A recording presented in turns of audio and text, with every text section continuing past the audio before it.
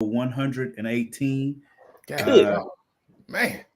Yeah. Now it cannot be a top five live episode if my brother Danny is not throwing up gang signs. So you saw him throwing up the gang signs, and that should let you know what's going on. Big bro Javon Stokes up at the top right, and myself. Um, I'm just trying to change the privacy on my page so I could share because they be being weird about stuff. But yeah, so episode 118, and we told y'all at the end of the show last week. Javon suggested that we do uh top five R&B debuts, debut Last 30 albums years. Albums, y'all. at the last 30 years. That means the And whole album got to be fire, not just 2 or 3 tracks. yeah, but see, yeah, I can't wait to get to this because The whole album got to be fire. I The just do whole not album got to be believe R&B, Whole album got to. there, there's no and the there, whole there album got to be R&B. nah there, there's Whole there's album got to be fire. there's no I can't wait to get to that. There are very few. I can't think of any, but I can think of one album. I can only think of one album that is a debut R&B album that has no skips. I promise you, I got 2 at least. I don't. I can't wait to hear it. I promise you. I can't wait to hear it because if I missed it, I just missed it. But 2 have no skips. No skips. No Promise way. you. Promise No. you. I think I got 3, but the one, No. I know y'all There's ain't no gonna. I way. know y'all ain't gonna have the one. Debut albums? I Debut. listen to this album to this day, and I Yeah, but a no. single track. The caveat is no skips though. Like that is That's what I said, no promise skips. no. Nah. Y'all probably the album that I'm talking about. Y'all probably have not listened to all the way through, but it's an amazing album. That's why it's at my. I might have to be true to myself later on, and when I do the list, because there's an album that I want to put. There's 2 albums that I want to put on here, but y'all have admonished me in the past for my picks. There's an album. No, look, there's an album on mine. So the rankings on mine is what gave me the most trouble, only because if I was choosing it based on what I can't wait till we get to it. Yeah, I can't wait till we get to it because I think there's going to be What's really up, good Will? conversation. What's up? What's good, Sean? What's good, William? Yeah, last 30 years. So it's from 93 till now, debut R&B albums, top 5. And I knew it was going to be hard last week, especially because we're not like this includes groups. This includes single acts. This includes people that used to be in a group that became, that did their own album. Includes all that. My list doesn't. But hey, I got it. Why do you do that though? Like we agreed that we don't care be true about to myself. I gotta be true to myself. I don't think it's fair. I just don't think it's fair to compare. How you gonna compare Michael Jackson's debut album to somebody like Michael Jackson doesn't qualify? He ain't on this list. I mean, he doesn't qualify, but if we, whoever, if we could have done it where it's got to be your debut, not you was on. If you was on an album before, it don't count. We could have done it. Like, so just y'all R&B, saying, William. Just R&B. You know what? I just thought of one. Just now that y'all. I'm gonna put it on my list. This is the one that I'm gonna put on my list, and y'all gonna be like, that ain't fair, because this person was with a group for his whole career and then made a solo album. Damn, I might be without you, girl. Oh. It's not fair. It's not fair. But the album was fire though. It was great. I don't know what you're talking about. The album had almost no skips. The album was great too. I don't know. And I just thought about it. That album was great. And it is not fair to compare that man's debut album with other artists. That's just not fair, bro. This dude had the experience. Yo, Danny, you just hurt my soul right there, dog. That's a good example, though. Oh, I don't know what you're talking about. So I know exactly what he's talking about, and I gotta look at my list now. God, I might. Hey, it's been a lot of great. I mean, 30 years is a long time, but R&B, yeah, just R&B, William. Um, Damn, man. NSYNC That's was. Wait a minute, is NSYNC was in the last 30 years? man. If you put NSYNC Yeah. on your list, I'm never doing a list with you ever again.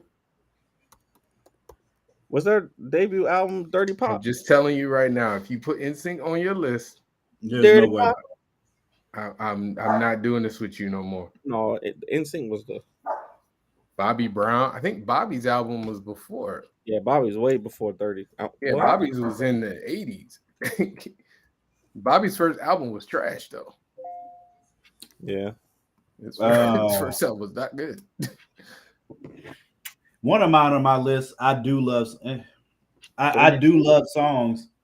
I do love songs off of that album. There are multiple songs I love off of that album. I got a lot of great memories to some songs on that album. Danny, you messed me up. And it is Javon it's definitely an all-time. It's definitely an all-time great album, I believe. But I personally have one.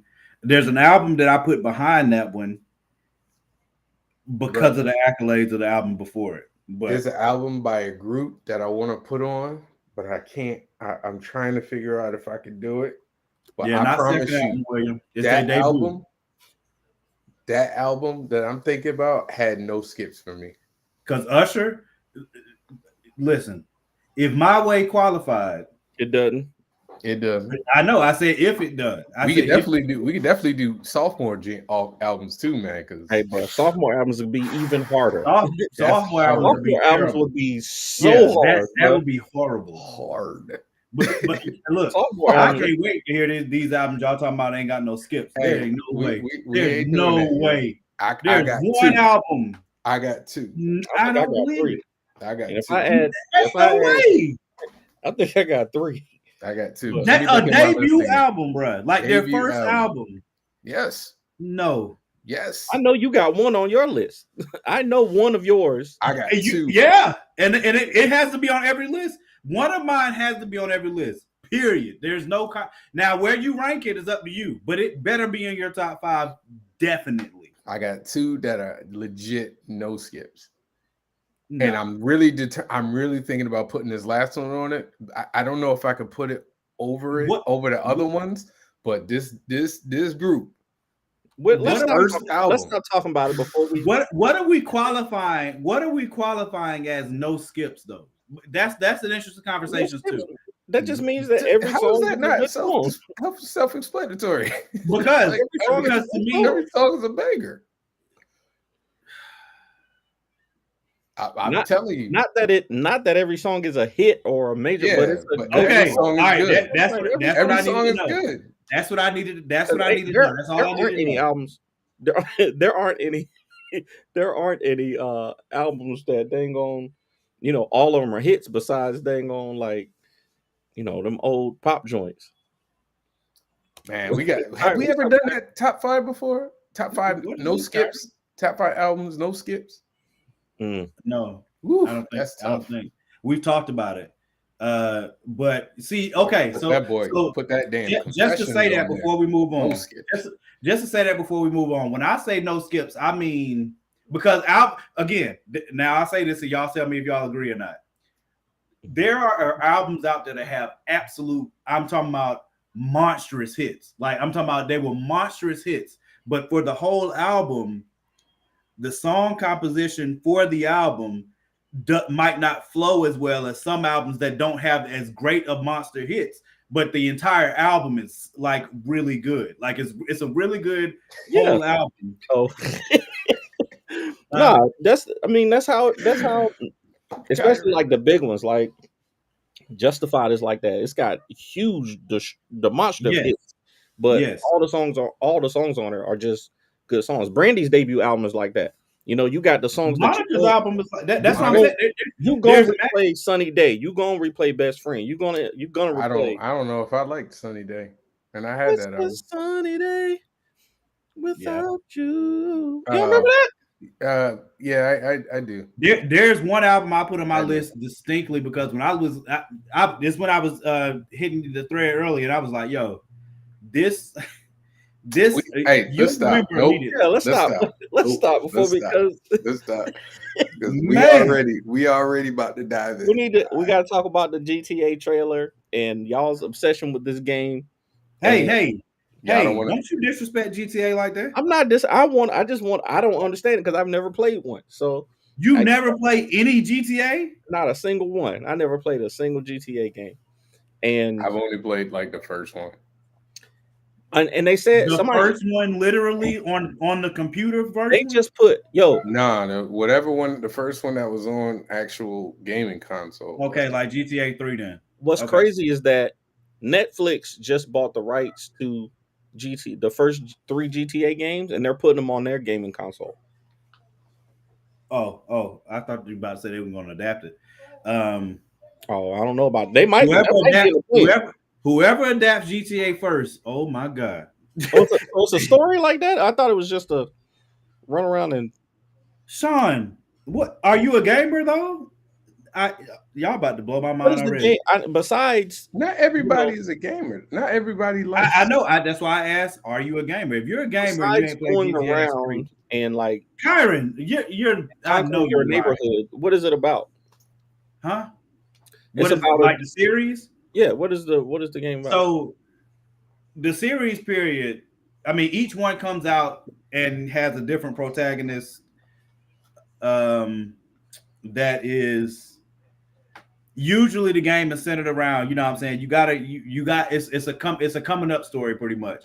So you got a character that starts out they're low level or they're helping some other person out. It's something that's related to something that's either Gang related? either a life of crime or crime adjacent. And then you get the opportunity to meet new people in the city, meet new gangs in the city, make new opportunities to make money from said gangs. And then your reputation grows over time, your money grows over time, your associations grow over time. You have to make decisions to betray people, not betray people, whatever. It just builds over time. So each game goes to a different city and you're dealing with a different character. Most people, GTA 5, I think by far and away is everybody's favorite because GTA 5 brought an entirely new aspect. You were playing as 3 different characters. All of their stories connected in some way. But the central part of the game was you did these big crime heists. You did these big bank robberies. And that changed the game because you're doing the bank robberies and you're planning it with these other characters that you're playing with. But then they took GTA Online and that changed everything because now you could go on GTA 5 and play. It could have been us 3 online planning a bank heist and you run into other people.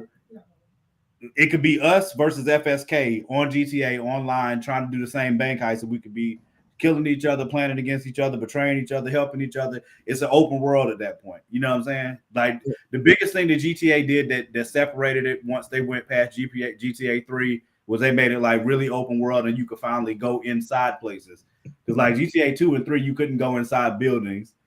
You stole cars. There's some people that play GTA. It's just like, remember we talked about Red Dead Redemption? Yeah. And like how you could be playing Red Dead Redemption and legitimately not do any missions. Like you could play Red Dead Redemption for 3 or 4 hours and just be hunting. Like you legit didn't even do one mission. You know what I'm saying? And GTA you could do the same thing. Like you could have missions, and instead of you having missions, you're just robbing people in the city and stealing cars, and it's awesome. But Yeah, I'm with Sean. I was more in the Marvel's Capcom. There was some stuff that I was Sean. like open world games and stuff like that I got into, but it was more like Morrowind or Elder Scrolls or whatever. More fantasy. Is Red Dead better than Oregon? Kyron, stop trolling me, man. Bro. Karen, book. Bruh, my whole forehead just got tight. He plays. I was so mad.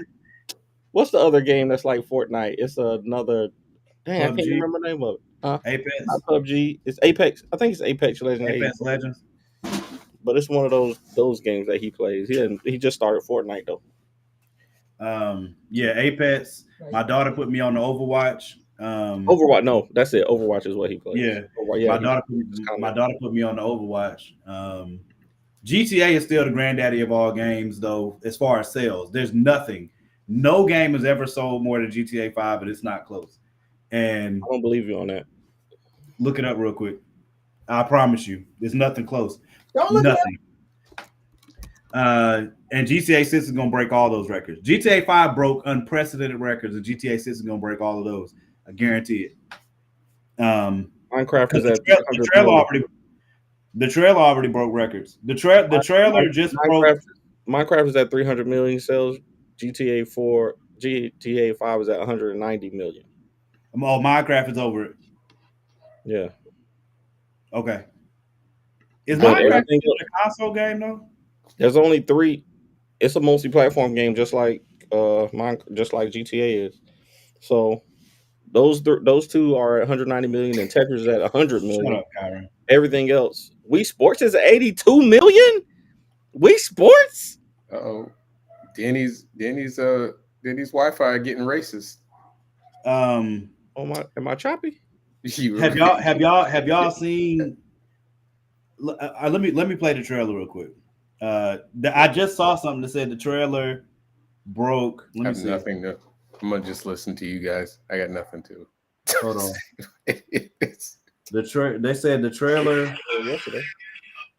The trailer for GTA just broke the record for most plays. I gotta find it. It was like it just broke the record for most plays or something like that for something that wasn't a music video or something crazy. And I had just said the other day when that trailer dropped, watch stuff go crazy. I gotta find it. Oh, word, Sean. That's what we doing. Sean, you're not loyal, bro. I swear to millions, yo. I have 6 people in my house, and we're all using the internet right now on multiple devices. So I can't. Hey, sounds openly racist to me. Let's see. Hey, how did y'all feel about the whole Nightcrawler Mystique thing? I had no feeling. I don't even know about it. I let y'all have that because I think a lot of like writers are coming out talking about storylines that they pitched that didn't get made, and like I think that's cool to hear. Like Chris Claremont and who was it, Frank Miller, and like all these writers come out talking about, oh, I had this idea for this, but it just never happened. So I always think stuff like that is cool. They definitely wouldn't have done that in the 90s, though. You mean the 80s? Yeah, they definitely wouldn't have done that in the 80s. No, they wouldn't. I think they would do something like that today, and I think it's pretty cool. But we'll see. I'm gonna say this. I don't even care about that retcon. I've never liked the retcon with Mystique being Nightcrawler's mom because it never made sense to me. Like, there was a retcon? Yes, he didn't. That was added on after the fact. Like Mystique, I mean, Nightcrawler debuted before Mystique, but it was still in the original continuity. It wasn't that Mystique didn't exist. But they didn't reveal his parentage before saying that Mystique was. It was still the. No, when Mystique was introduced, she wasn't introduced as Nightcrawler's mother. She was introduced as an entirely different character. But I mean, so you're just then they tied it together. So you're just saying that their intention when they created Mystique was not for that? No, I don't think so. I don't believe so. I mean, if they want to tell me differently, that's fine. But I don't think so. I didn't like the retcon because it didn't make sense to me. Like just because she's blue and he's blue. That's enough. That's enough. That's enough for the 80s and the 90s. That's literally even then, like Mystique's face, her skin is blue. Nightcrawler technically isn't really blue though. Like he's supposed to be like furry. Like it's blue fur. It's not blue skin. Close enough for the 80s. Hey, I'm not a big fan. I was never a big fan of X-Men. At least they didn't make them. At least they didn't make it. Mystique. Claremont always wanted Mystique to be Nightcrawler's parents. Mystique. And, y'all got to show me that because I've never seen it. I've never seen. Because did Chris Claremont create Mystique? I'm just curious. I don't even remember. I know you're not. Yep, he was created in 1978 by Claremont and Cockrum, and he debuted in Miss Marvel. Like, I don't know. Anywho, I just thought I was never a big fan of that. Like, that's like it's one of those, like, if they make all black people related, like, why? Hey, Why does every black person have to be related to Storm? We've already retconned stuff in our own universe, so like literally, when I published the Ace Blade novel, right? Lumberjacks, King Supreme were not thought of at that point. So now, reading the novel, you don't like they're not mentioned except for one time, because when I put out the second draft of it, Ace Blade mentions them. He mentions, King Supreme and Lumberjacks. He mentions like, yo, I should call them in for that, but it's too late. And it's like, that wasn't the original intent, I was making stories Danny. based on these characters that are in this book, but Lumberjacks and King Supreme became important, you know what I'm saying, down the road, and you got to tie that stuff back in. I'm sure a lot of creators do that, you know what I'm saying? So,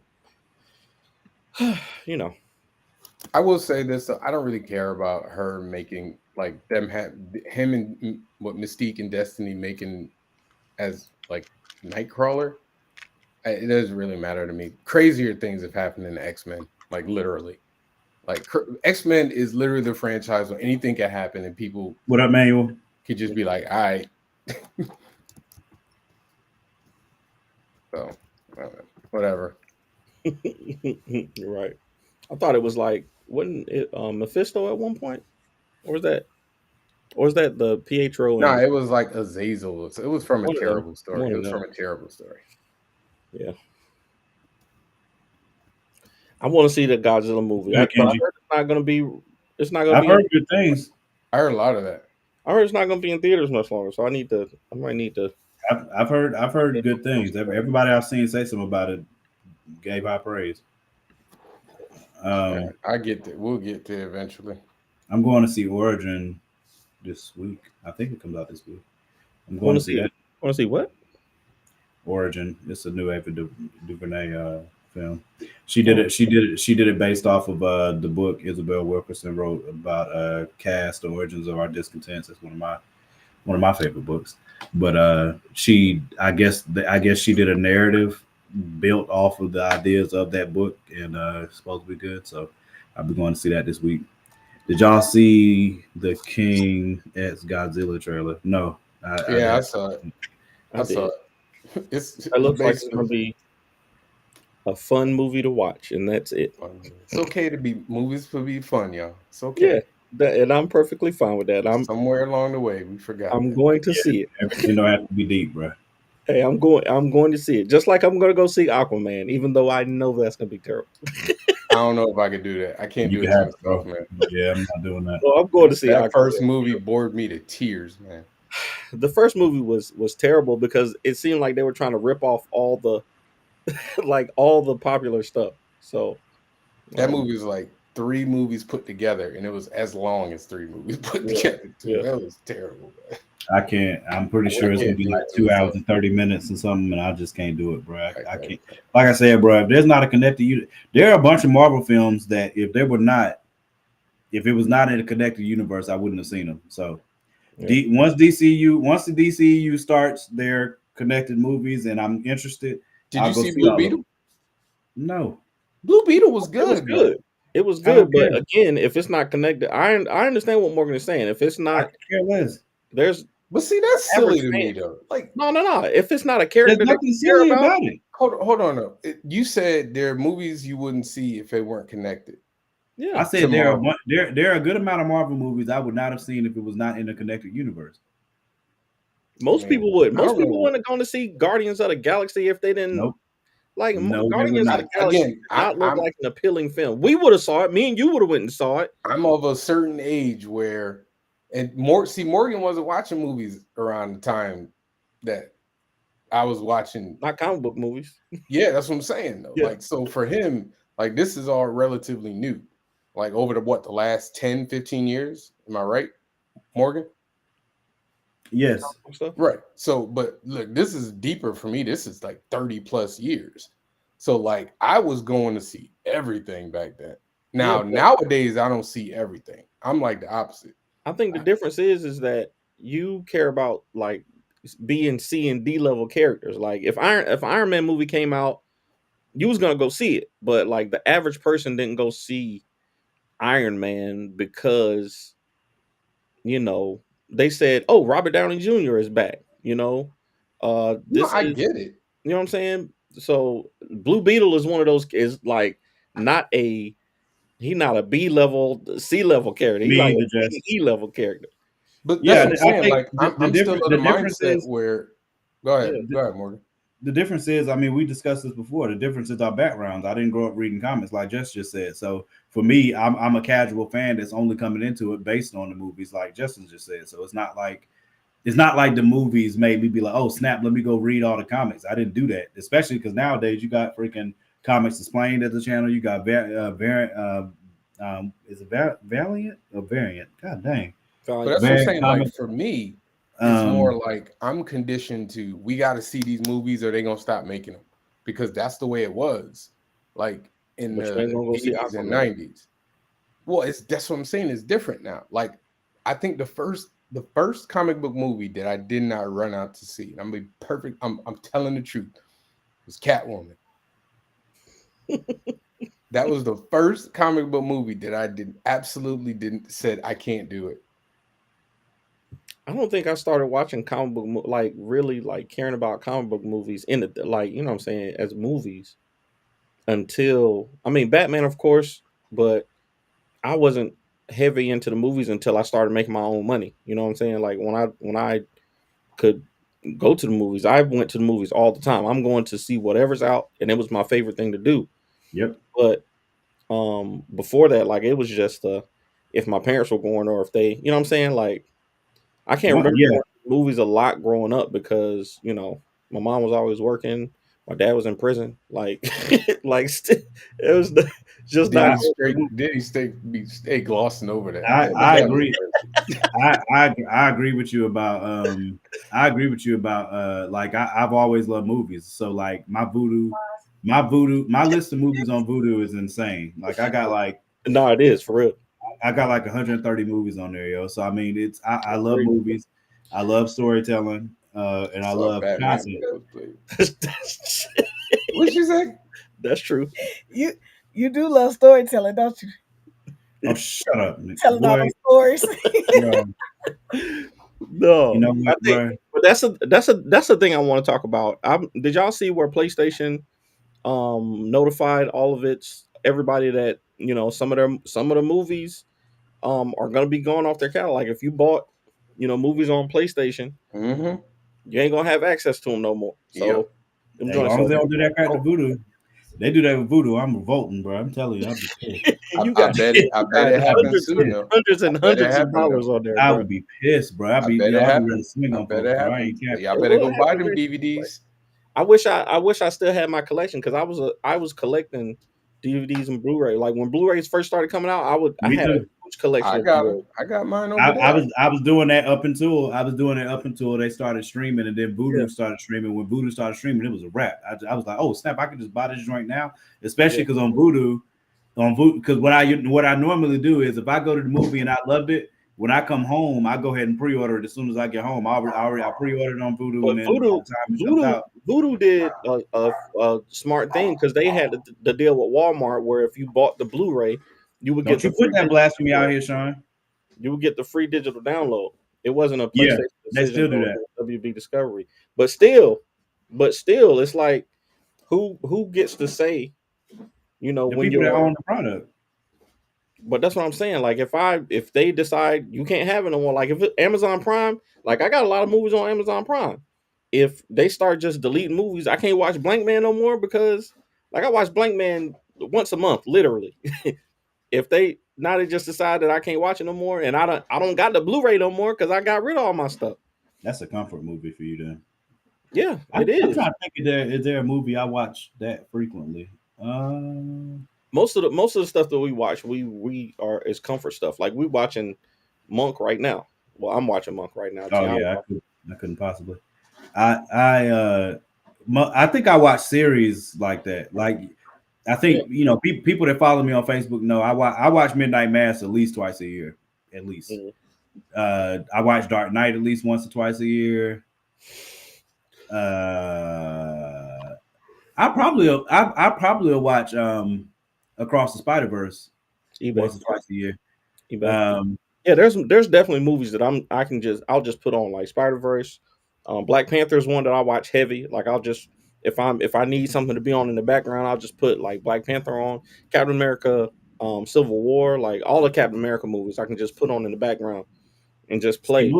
See, I got all them joints. Like I got everything up until Far From Home. I don't do that once the COVID hit, and then everything went to Disney Plus. Like the that okay, I got to go get the DVD. That died. I watch Hamilton once or twice a year. Hamilton just came out. Yeah, I watched that joint. I watched that joint like 6-7 times this year. Disney Plus about to be gone too. For real? Hey, that's okay. Yeah. Going where? For why? Gone. They're not making money like that. I thought they were merging with. They're supposed to be merging it. I know they're supposed to be slowing down. They're supposed to be slowing down the shows, ain't they? Yeah, they said they're slowing down the Marvel shows. Hey, I need that Echo before they go though. I need to watch Echo before they go. I think it's gonna be a while. They were saying like it's gonna be a minute. Because What If still got to come out. Yeah. It is. Hey, did you want to talk about old girl complaining about badass kids? Man, I had to find the clip though, because I would the teacher. You talking about the teacher?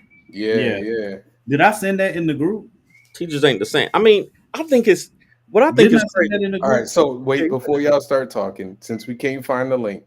No, I'm gonna find it. There's a teacher who got on Instagram Live or TikTok or something, and she basically was talking about how kids nowadays don't have as much respect for teachers as they should. We never did, and then the parents aren't helping either. They never did either. You don't think so? I know so. So my mom is an educator. She's been teaching for 20 years, right? And I remember her coming home and using she was using her techniques and stuff where she had to put kids in chokeholds and stuff because they was outlandish. They was wilding out 20 years ago. And then when she had stories about when she was in school, the kids are doing the same thing. It's just now social media has amplified a lot of things, but the same stuff was going on. Kids were still being disrespectful in class. You got good kids, you got bad kids. You got kids that don't care. You got parents who don't care. You got parents who come and pay attention. Social media is just, Well, that's a fact, but that was in that video that she wasn't talking about that. In that video, she was saying, so she's teaching I'm gonna find it. She was teaching she was teaching a ballet class, and I want to say these girls are under 10. Yeah, and she had girls in the class that were like twerking and doing the crowd. Here you go. I got it. I don't need to see that. You don't need to play that. Copy link address. Hold on. I mean, if you think kids wasn't doing that when we was that age, not like this, bro. When I was that age, oh hell no. Not at my school. My school at that age, they literally were like paddling kids. Like the principal had a straight up paddle when I was in elementary school. Hold on. He better not play no video of no kid twerking out. No, ain't no kid twerking on the freaking video board. What are you talking about? The teacher was talking about the kids were doing that. Yes, man. You got problems. Right? Y'all can see it. About you, man. Yeah, we can see it. We can see it. All right, hold on. Elementary school to high school, I'm calling you out. The children today, I have never experienced, and I'm 22. Girl, shut up. Having to teach and work with you guys as children has been the most traumatic experience of my life. I teach 5-year-olds ballet. 5-year-old girls ballet. I have a class of 10 students. They don't respect any authority. You ask them, can you stand in your designated spot? They're telling you no and shut up. They're throwing things at each other. They're throwing things at other people, other classmates. You say, can everybody sit in their spot? I don't want to. I'm not doing that. You don't get to tell me what to do. You're not my mom. You confront the parent. The parent tries to argue with you and fuss at you because you tried to reprimand and redirect their kid. I told a young little girl, please sit in your spot. You're not my mom. You don't tell me what to do. Okay. When her mom came to pick her up, I said, hey, your daughter's having a hard time following instructions. And 7 times today, I've had to redirect her to just sit in her spot. Well, clearly she didn't want to sit. And mind you, this is a mom. Clearly she didn't want to sit right there. So, I mean, if she's telling you she don't want to do something, why keep asking her to do it? You know she's not going to do it.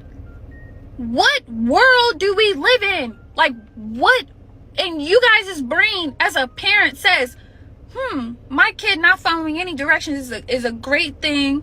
It's not that serious, and y'all don't have a right to tell her what to do. It's sad. It's sad. It's really, really sad. And another thing that's heart-wrenching is horrifying. It is horrifying. Your 5-year-old daughters are asking to listen to Pound Town. Jesus. And Ski Yee. Your daughters, your 5-year-old daughters are asking, can we hear Pound Town? I'm playing them Princess Tiana ballet music. And they are asking me, can we hear Pound? That's gross. Daddy, man, what the hell? When did Princess Tiana? I don't know what to do. Why you laughing at her, Daddy?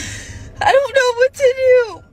She I'm so bugging at this scared for point. these little I know girls what to do. today She's because playing this at this is the point. most insane I know what to do. agenda push I have ever seen in Yeah, my I know. life. She's probably a bad student. She acting right She now. might come to a lot of school. She acting, bro. Hey, I'm not laughing at her. I'm laughing at Daddy. that was enough of it. So when I first watched it, I was like, this little bad kids. That's I'm number gonna agree one. with Kenji. I'm gonna agree with Kenji on this one though. The kids will know if you can't control a classroom. They will take That's they a will fact. take your class over. That's if you a fact. can't control your if you in your class crying because the kids ain't acting right, that's what they gonna do. They gonna take it over. But hold on now. Hold on. I will say this. I don't think her issue is that it's the kids. I think her issue is that it's the parents. The Because parent, because even like you said 20 years ago, maybe 20, 25 years ago, like if you were to tell like a kid's parent, hey man, your kid's tripping, the parent 9 times out of 10 is about to be like, I'm gonna handle it when I get home. I know when I was 5 years old, which was a long time ago. You can't come home with your teacher telling your moms, hey, he acting up.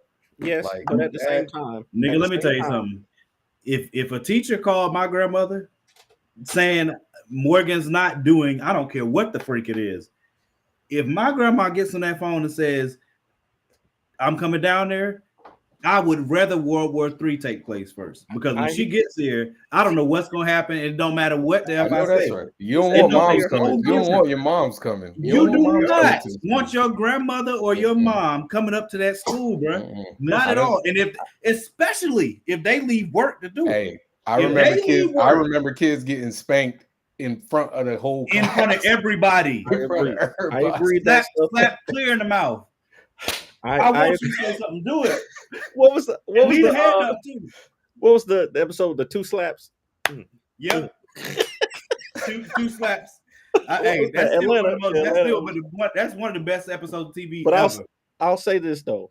I think things have changed because I think a lot, like even with our kids, I'll say, sometimes these teachers be bugging. Like these teachers are not always right. These teachers are not always right.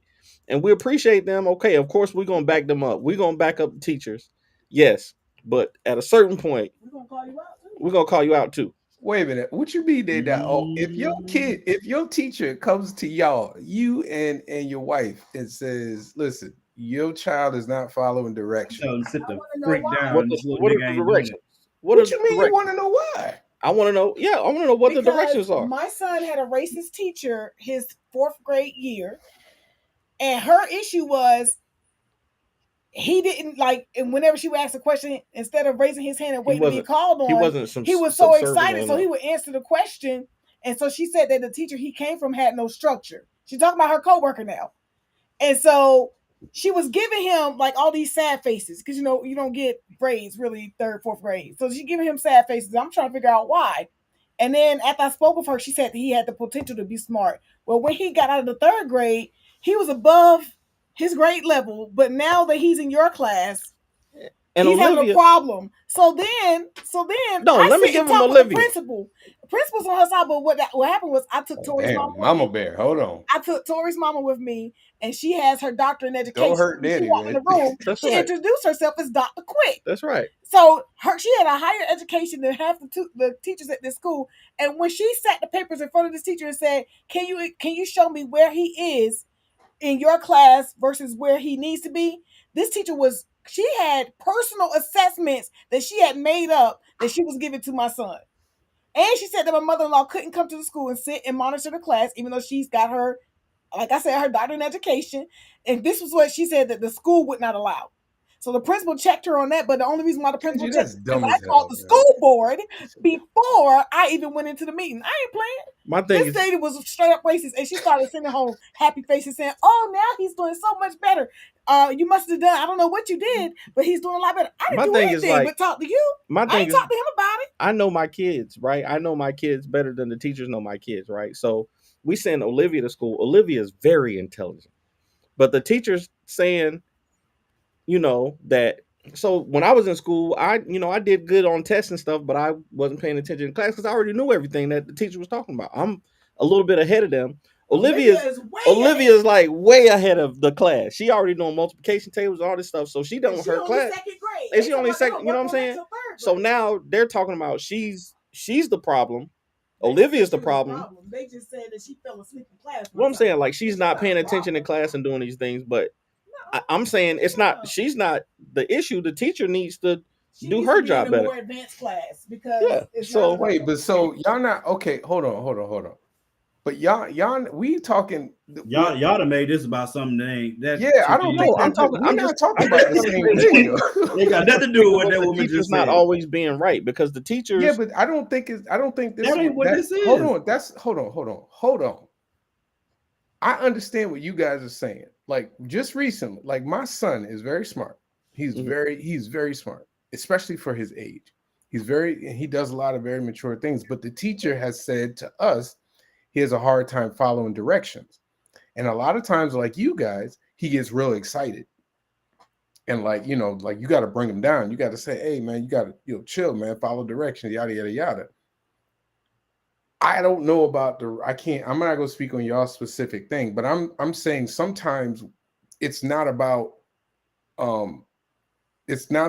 like whether that child is smart or not. It's about, okay, we were asking them to follow directions and they weren't following directions. And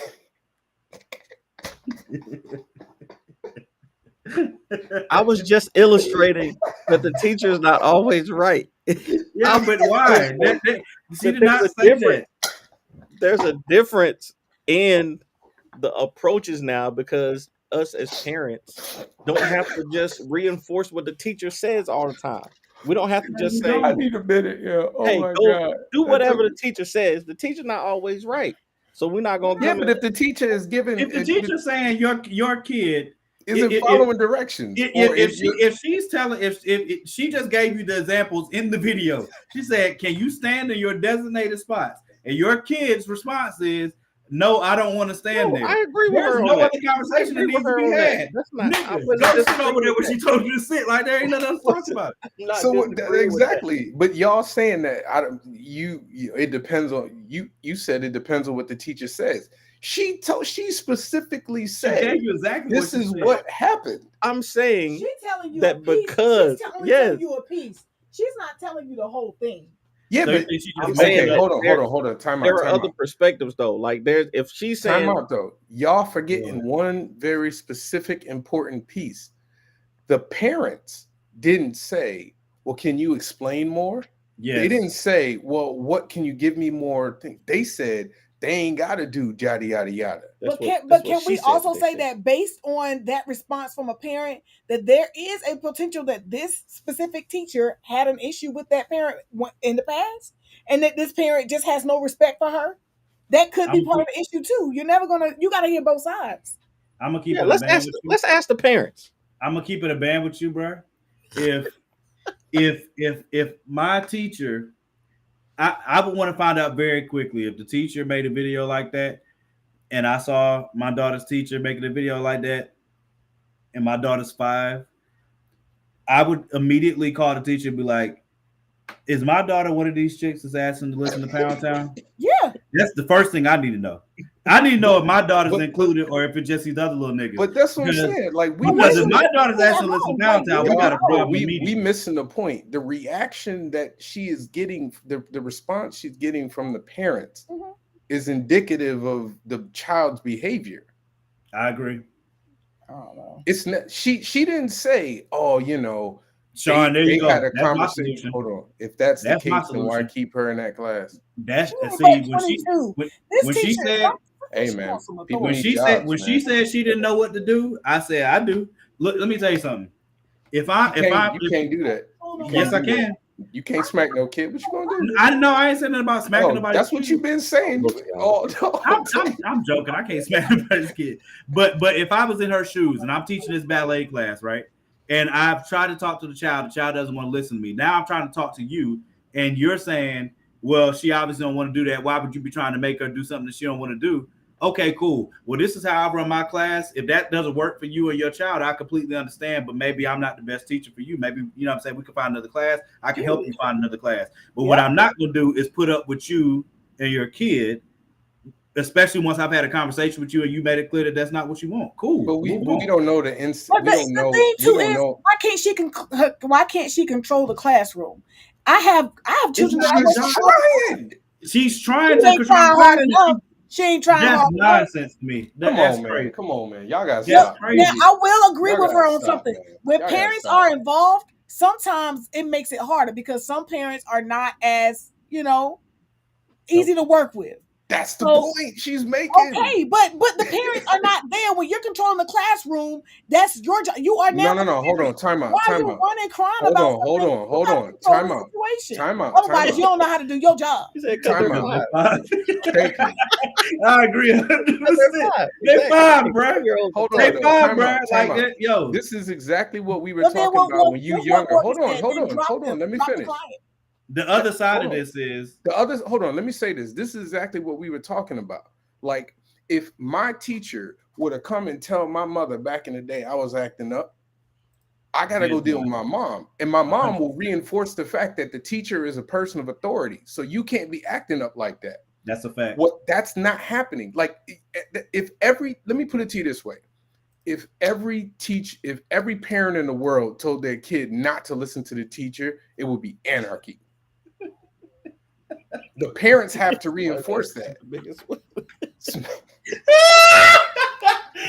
with you, Kenji.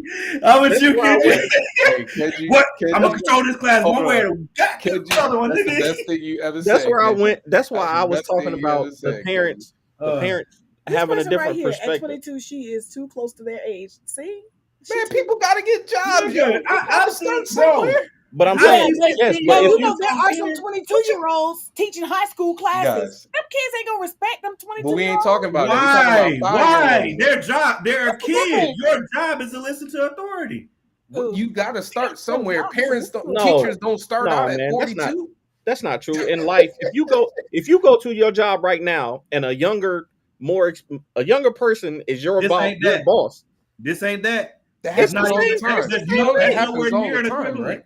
It's nowhere near all the time, but you don't respect them as much. You don't automatically respect them. They got to earn your respect, right?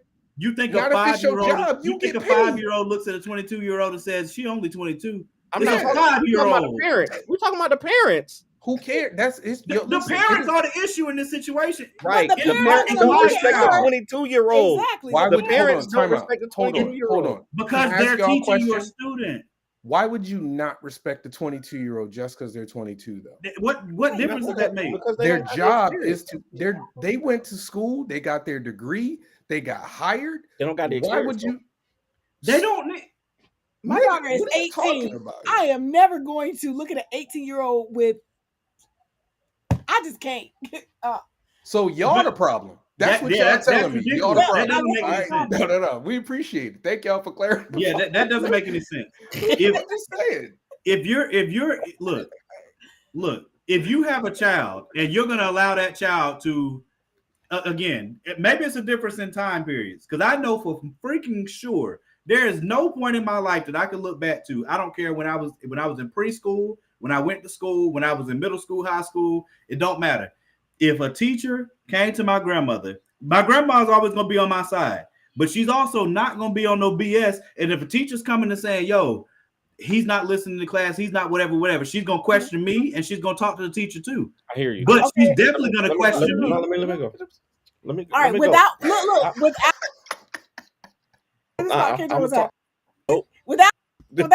Without. Just let me say about kids real quick. All right. So without saying too much, but saying too much, let's just say that one of my kids have an IEP, right? Mm-hmm. Right. She's got struggles when it comes to reading or whatever. So in her IEP, it says that she get extra time to complete assignments and turn those assignments in. But then she have a teacher that says, I'm not going to take your late work. Then who's the problem? Because the teacher should know what her IEP is, right? It's the teacher's job to know that she has an IEP in place, and it's against the law to deny her. That's a false equivalency, though. That's a but that don't have nothing to do with but then I get called into a meeting let me do to it. talk about her on her phone in the class, but what she's doing is recording what's being taught in the class, so that she don't have to try to go and read it and comprehend it in that type of way. So you're calling her out for having her phone, and then you contact me and you're saying, oh, she had her phone in class, that's why her grade is so bad. Wait a minute, do you not realize that she's got an IEP in place, and this may be the way she learned? Hold on. So let's use this situation, right? IEP, because I've had to deal with that as well. So if you hear your daughter has her phone on in class, we got a problem with that, right? You said you would ask questions, right? Mm-hmm. Like you're asking the questions to the teacher. You're not immediately jumping at the teacher and saying she ain't got to listen to what you do and blah blah blah. Mm-hmm. Correct. You are doing what those parents in the video that she's talking about didn't do. You're doing the right thing. You're asking questions. Like I said, but why do I have to ask the question when it's her job to already know? So this is you're asking questions about what the issue is. I think this is the problem. What Justin just said. He said, if my older son starts acting up in class, you're not going to support the 22-year-old teacher. Yes, I'm going to. And y'all the problem. Yes, I'm going to support the 22-year-old teacher. But if the 22-year-old teacher is saying that I'm the problem, that I'm not doing my job right, of course I'm going to be resistant. If she is saying that the parents aren't, she's saying, "Yo, why your kids asking to listen to Pound Town?" But she came to you. She went to the parents first. Listen, but still, to take it to social media is distasteful. I'm just saying. I promise. I would be surprised if that was after the first time that she said, "Let me get on social media and talk about this." Hey. And if she did do that, then I guarantee you she lost her job. She probably did. Which she should have. But again, this entire thing doesn't have anything. Y'all are taking the situation and making it personal, and that's not what it is. The situation is the situation. I'm just giving, and I'm talking about it as an outside observer. If the teacher is not supporting the parents are not going to support the teacher, right? So no, it has to be the other way around. You can't do it that way. The parents have to support the teachers and show that they hold on. If the teacher comes to me and says, "Yo, you are not doing something, and your son is now acting up," that's not what she said. But she didn't do that. She said your kids are asking to listen to Pound Town, and they're not acting up. That says that you are doing something wrong. Part of what she said. That's after her talking to the parents. I'm putting all of it together. But she originally started out saying, "Hey, listen, your child is not paying attention." And then the parents responded and reacted in anger as if, "Who are you to tell me?" Yada, yada, yada. Not just who are you to tell me, but her exact words back were, "Well, you obviously can't make her do something she don't want to do. Why are you trying to make her do something that she's saying she don't want to do?" That's the most stupid answer I've ever heard from any parent. I don't disagree with that. That's not what I'm talking about. Yeah, but what are you talking about? Okay, but let me stop there. That's my point. So we played the video, and the video was speaking for itself, and then you took it and made it something that was not. She also said in the end that the parents are doing something wrong by whatever they're doing. She didn't say that. But I'm saying that's her perspective, right? If she's making a video and saying, why are your kids asking to listen to Pound Town, she's judging the parents, right? And they rightly deserve to be judged. If your 5-year-old is listening to Pound Town, that's a problem. To you. Okay. Where would the 5-year-old get that? But if it came from the parents' house? That my kids be bringing home, they be no, actually, Pound Town. Time out. She did at 5. But listen, I don't even know what that is. Hold on, time out. Listen, she didn't say that the parents are why they're listening to Pound Town. She said she just made the point that they are listening. They are asking to listen to Pound Town, but she can't understand that why 5-year-olds would be listening to Pound Town. But that's what I'm saying. Her perspective is that the parents are doing something wrong for her listening to Pound Town, right? So she obviously has a. I'm trying, Jess. And she's saying that the parents are saying, "Hey, she doesn't want to be doing this. Why are you trying to make her do it?" Listen, I'm just saying we only hearing one side of the story. So she obviously is not gelling with the parents. We can only talk about the one side of the story, though. She's not gelling with the parents, so the parents are not going to be gelling with her. That's all I'm saying. But she's telling. But see, the problem is y'all made this thing about age before, though. Well, that's what I'm saying. That definitely was a problem. I'm saying an older teacher with more experience would know a different way to approach the situation. Hey, Danny. How do you think that? No, Morgan, you missed the point. How do you think that older teacher got experience? I'm saying, yeah, she got to learn. They had to start somewhere. She got to learn, but I'm saying that doesn't mean that she's right to get on social media and say, "Yo, y'all making it a different point. Y'all making it a different. That's part of the experience, right? No, because y'all said if y'all teacher was 22, y'all ain't gonna respect her. No, that's not what I said. That's not what I said, Javon. I said I would support a 22-year teacher, but if she's blaming me, I'm going to be resistant. That's what I said. I'm going to support the 22-year-old teacher. Both my kids got 22-year-old teachers now. We go in there. Thank you, Sean. Thank you. We go in there and we support the teachers. But if they're coming at me saying, y'all keep making it personal. Here watching Morgan's right. Y'all keep making it personal. I'm not. You asked y'all me. Y'all brought up like you literally just said it's my son. You just said Justin asked me. Justin asked me in the comments. What are you talking about? He asked me about y'all brought up like 3 other scenarios that happened with y'all kids. Because I was giving you an example. This just brought up a whole IEP, bro. She really did. I was giving you an example of when teachers have not been right in the past with dealing with your children. Yeah, but that's not what we talking about right here.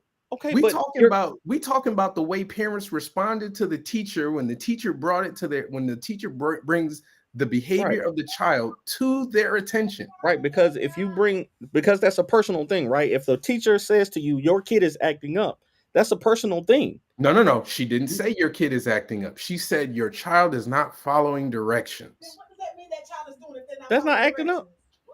No, that's 2 different things. Okay. Your kid you can have a good kid, but sometimes your kid don't follow directions. Okay.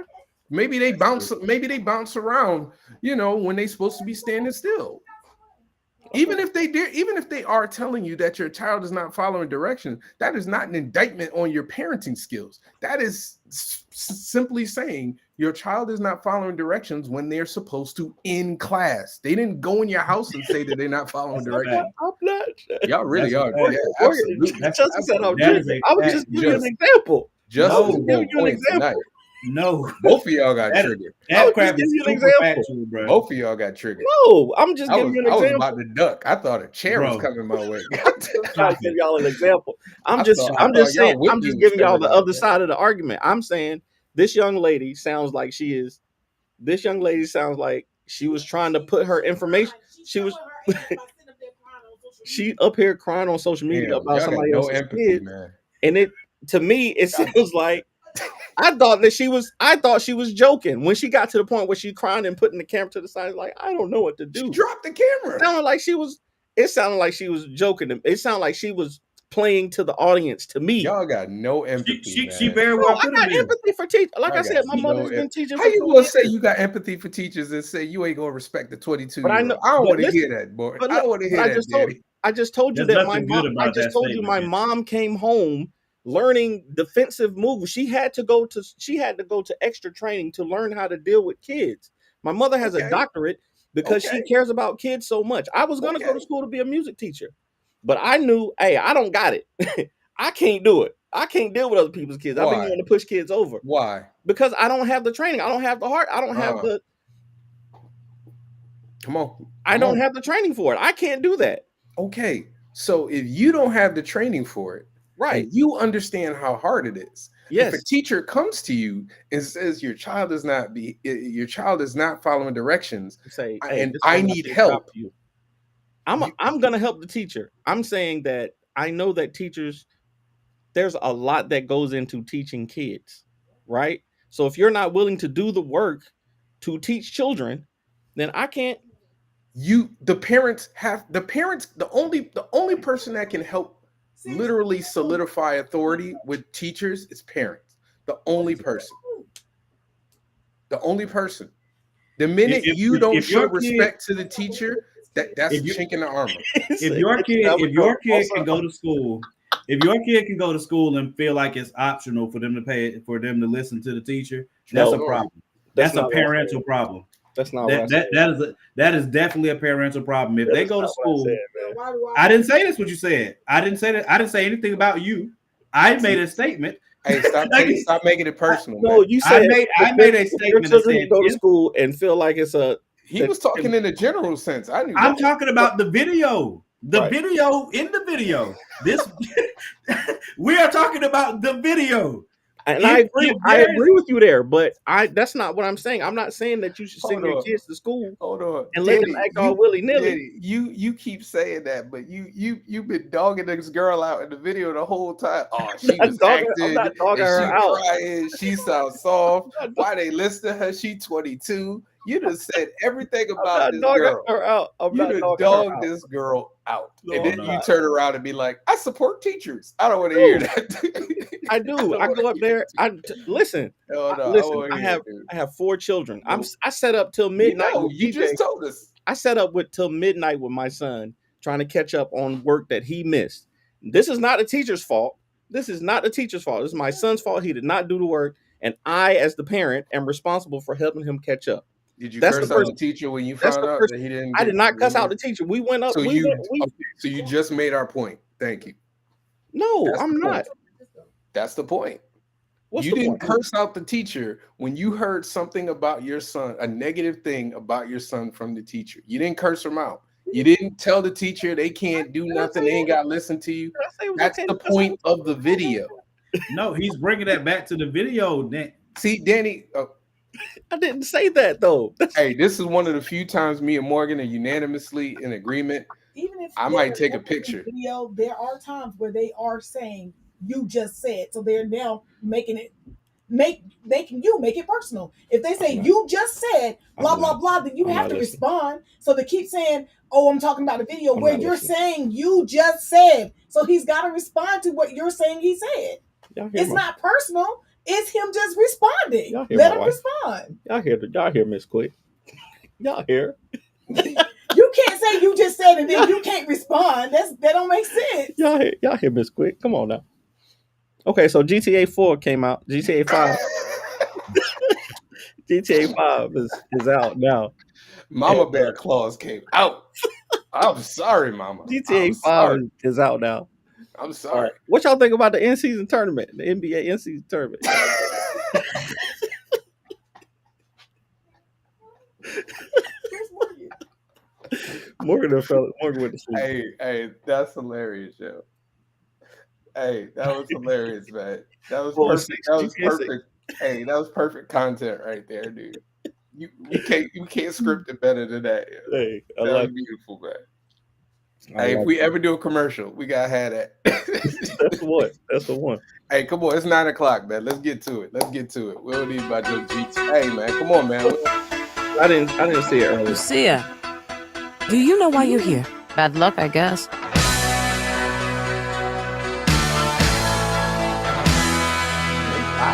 Oh, is it Rock? There was a girl I knew. She said she cared about me. She tried to make my world the way she thought it should be. Yeah, we were desperate then to have each other to hold, but love is a long road. Yeah, love is a long road. Well, look who's back. The only way we're gonna get through this is by sticking together, being a team.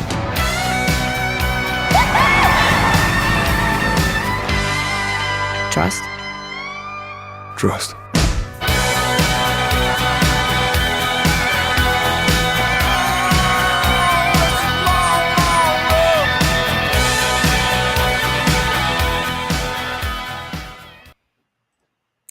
I remember.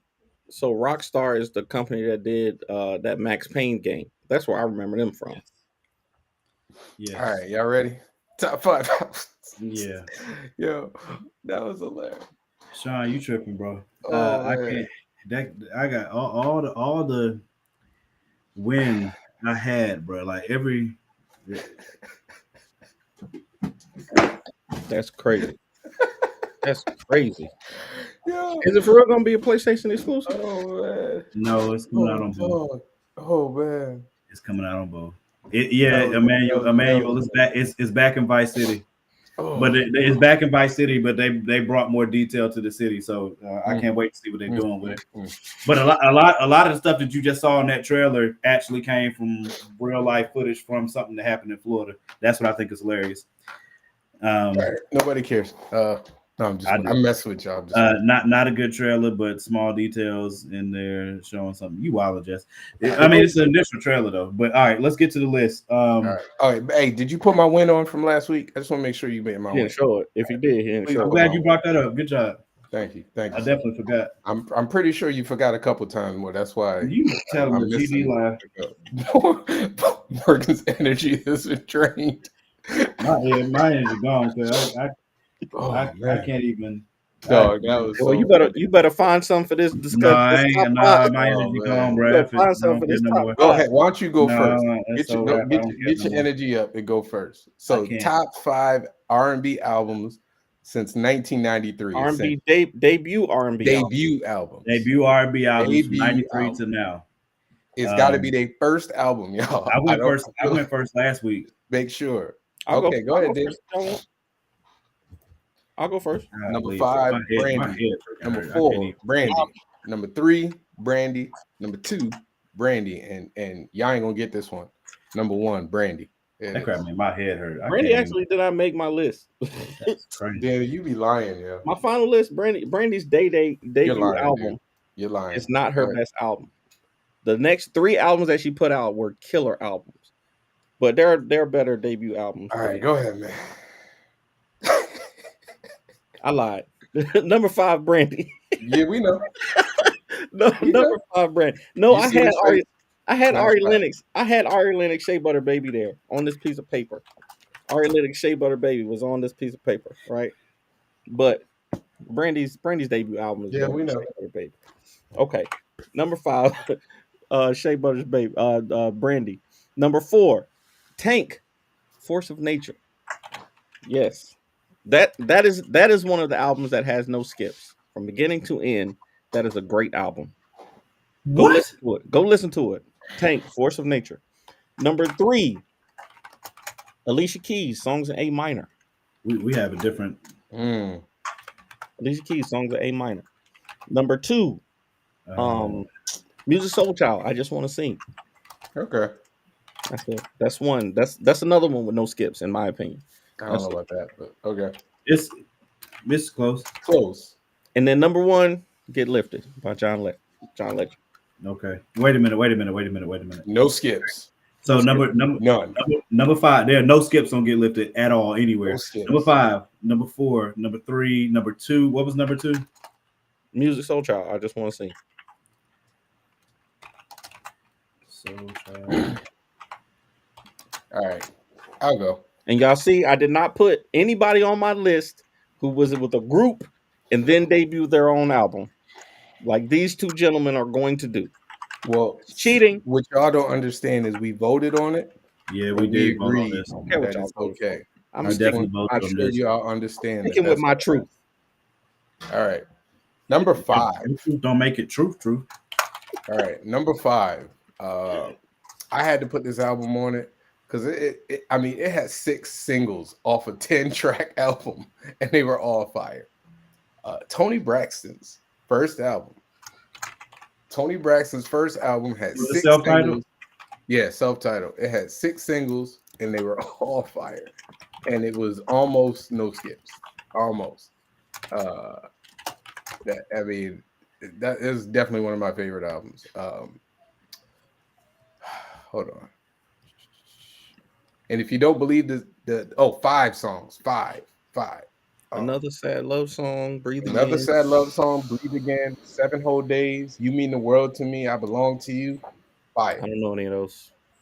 You never heard You Mean the World to Me? You mean the world to me.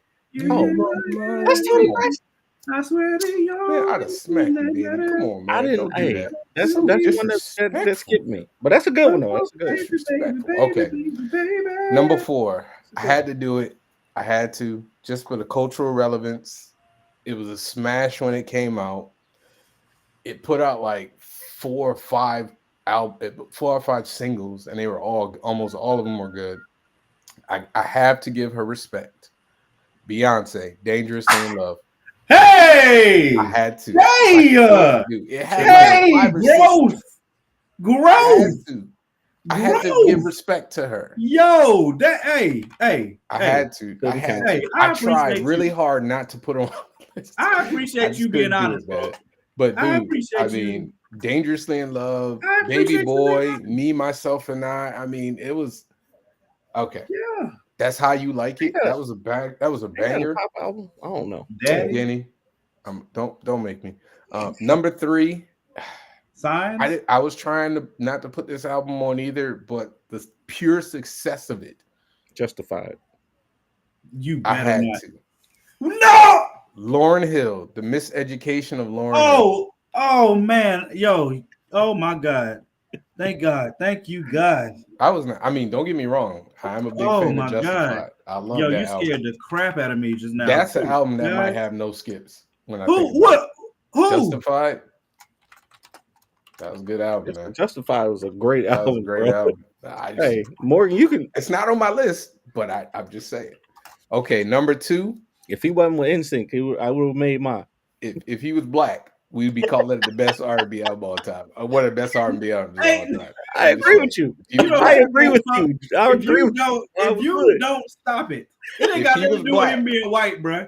Hey, if he was Donnell Jones, if Donnell Jones made that album, we would be calling it one of the greatest of all time. If Cisco made that album, if Cisco made Justified, it would be the greatest R&B album of all time. Hey, we can't hold on. Time out, Sean. We don't speak of that gentleman on this show. He has not been on any of our lists ever.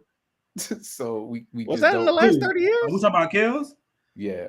Was that in the last 30 years? I don't know if Kells. His debut album is trash. What, 12 Play? That's not his debut album. No, he was on Public Announcement first. 12 Play is his debut solo album. I'm gonna look at that because I think I looked at that earlier. I looked at that earlier. What's number 2? Number 2, no skips. Get Lifted. God, I'm about to say. that I was about to album say. was so damn fire. Oh, that It was is- November it's- 9th, 1993 too. That was Yeah. right at 30 years. Yeah, that's what I'm saying. The only reason 12 Play ain't on this is because we don't talk about Kels. It's Kels. Yeah. And then number one, to me, this album would just change everything for me. It changed everything for me. No skips, no notes. D'Angelo, Brown Damn Sugar. My God. No. That's one of the best. That was a nuke. That boy came out of nowhere. I think my problem is I didn't get to start listening to R&B until like 98. Until like 99, 2000. I didn't get started. D'Angelo, Brown Sugar. You find me a bad song on there. Find me a Oh, bad the song. Dream is a good one. Dream is a good one. No. Mm-mm. Dream is a good one. That is a good one.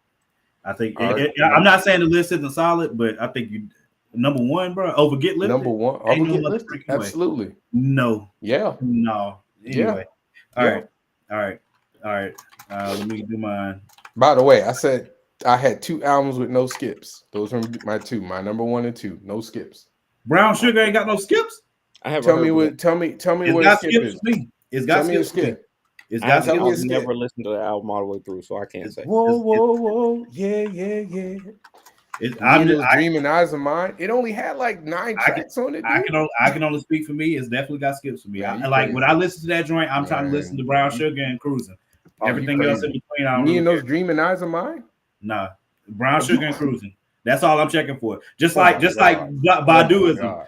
On Baduism, I can listen to I can't Baduism. I can play it. All right, let me do my list. Man. Let me do my list. All right, That number thing on 5. Dream album was Hold on. good. No. Lady?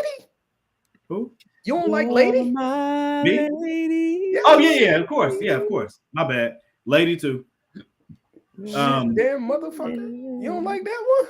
Come on, man. When we get back. All right, go ahead. Yeah. Anyway, I'm just number 5. Oh, I wanted to send y'all with the song that I was listening to so bad earlier today because it came off of this album, and I was listening back through the album just to make sure I was gonna have to put it on here. But for me personally, got to be on here, and it got at least 5 hits off of that album. Drew Hill, Enter the Drew. I wanted. No, that's not the first album. Yes, it is. Wait a minute. No, Drew Hill's first album. Hold on. Wait. Is Energy? That's what it was called. Enter the Drew was the first album, bro. I typed in debut album to make sure multiple times I today. swore it was called something else. No, Drew Hill's first album is called Drew Hill. Yeah. Hold on. I'm looking at it right now. That's the one that got Tell Me. It got In My Bed, Never Make a Promise, 5 Steps, Satisfied. I want to change my freaking list right damn now. Hold on, bro. Hold on. Trust me, I know Drew Hill. Into the Drew is their second album. That's the one with How Deep Is Your Love? I think Beautiful is on that one. Yeah, Oh, it is. Yeah. Dang, I've been seeing that crap as Enter the Drew all day. Mm. I still probably put Drew Hill on there too. Let me see the track list real Hey quick. man, that first Drew Hill album is. Let me see the track list real quick. Your list is already disqualified. Oh, I can do this. Don't worry about it. This works. You know what? Yeah, you're right. It doesn't matter. It's still Drew Hill.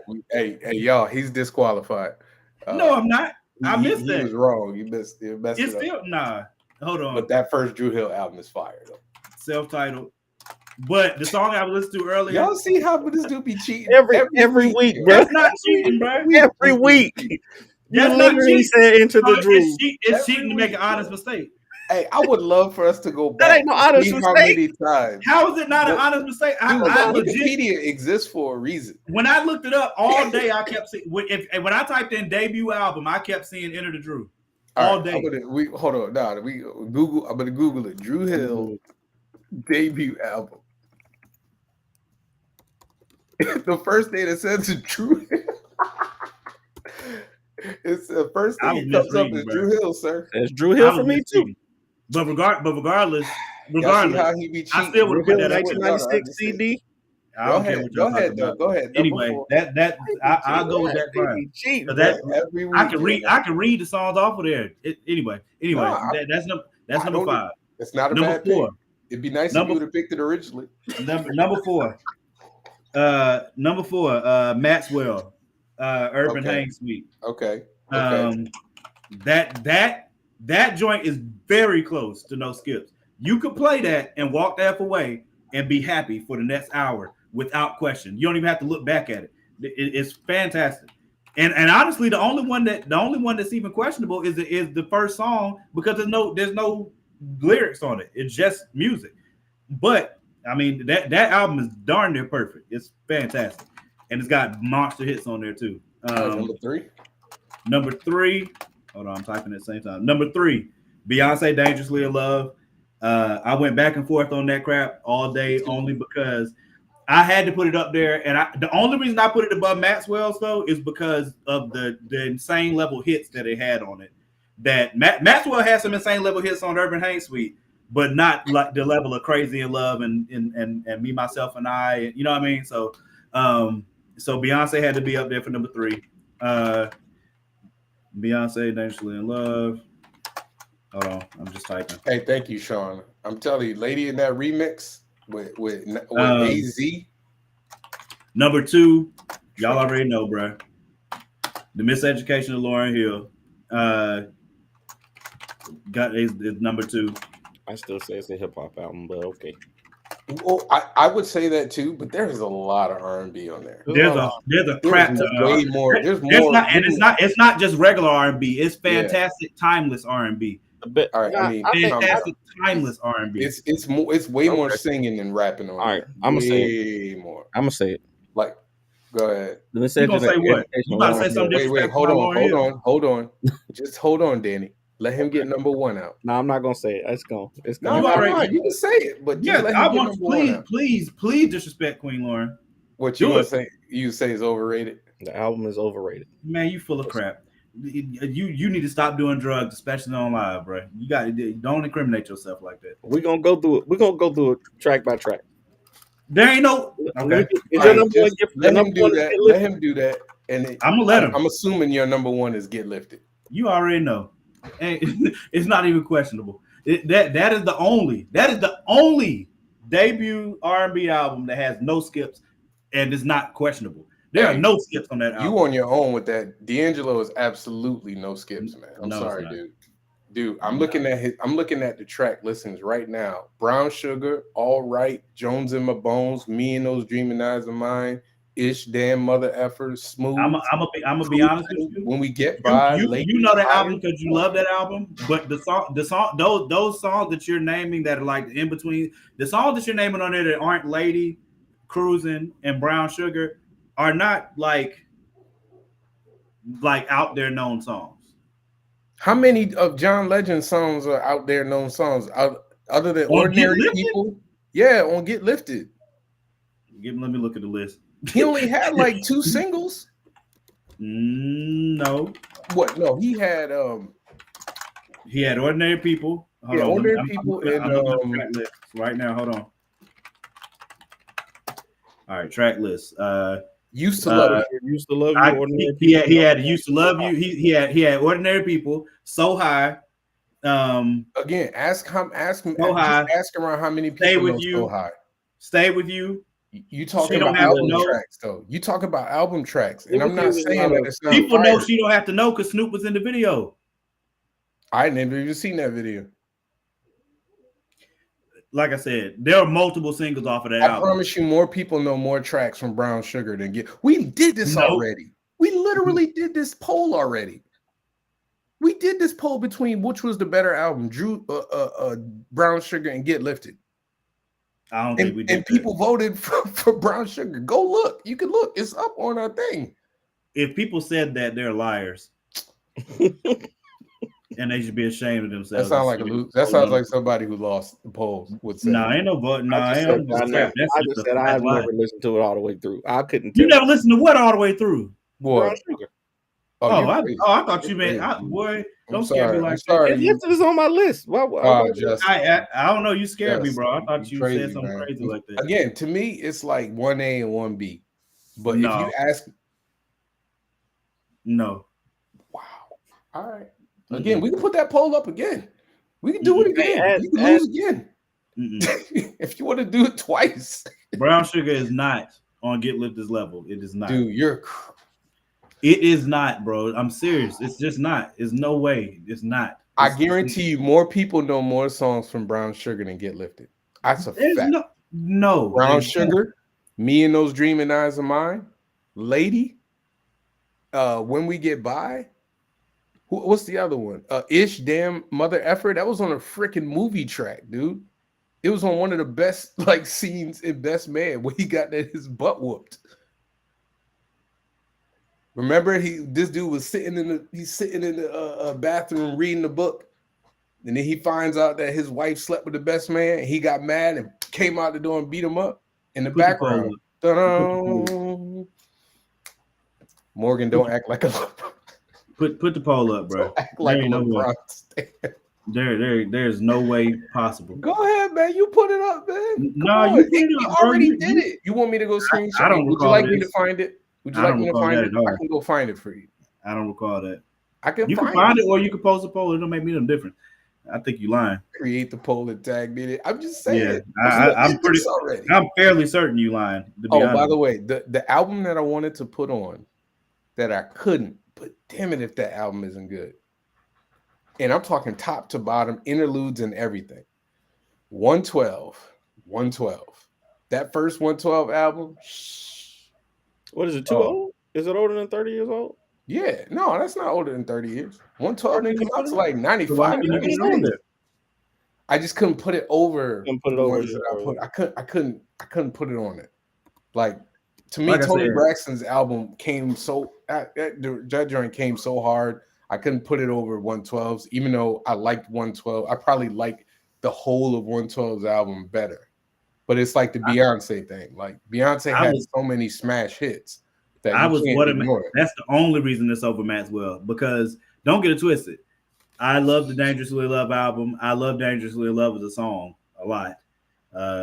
But Maxwell's, that's what I was talking about before we came on the show.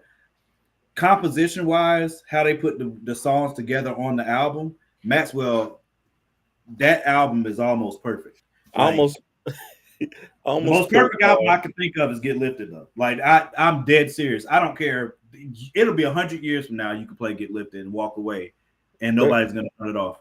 The album I was gonna put on there was Chris Brown's debut album. Yes, sir. Hey, he had a bunch of hits on that album. But the songs that were not hits were garbage.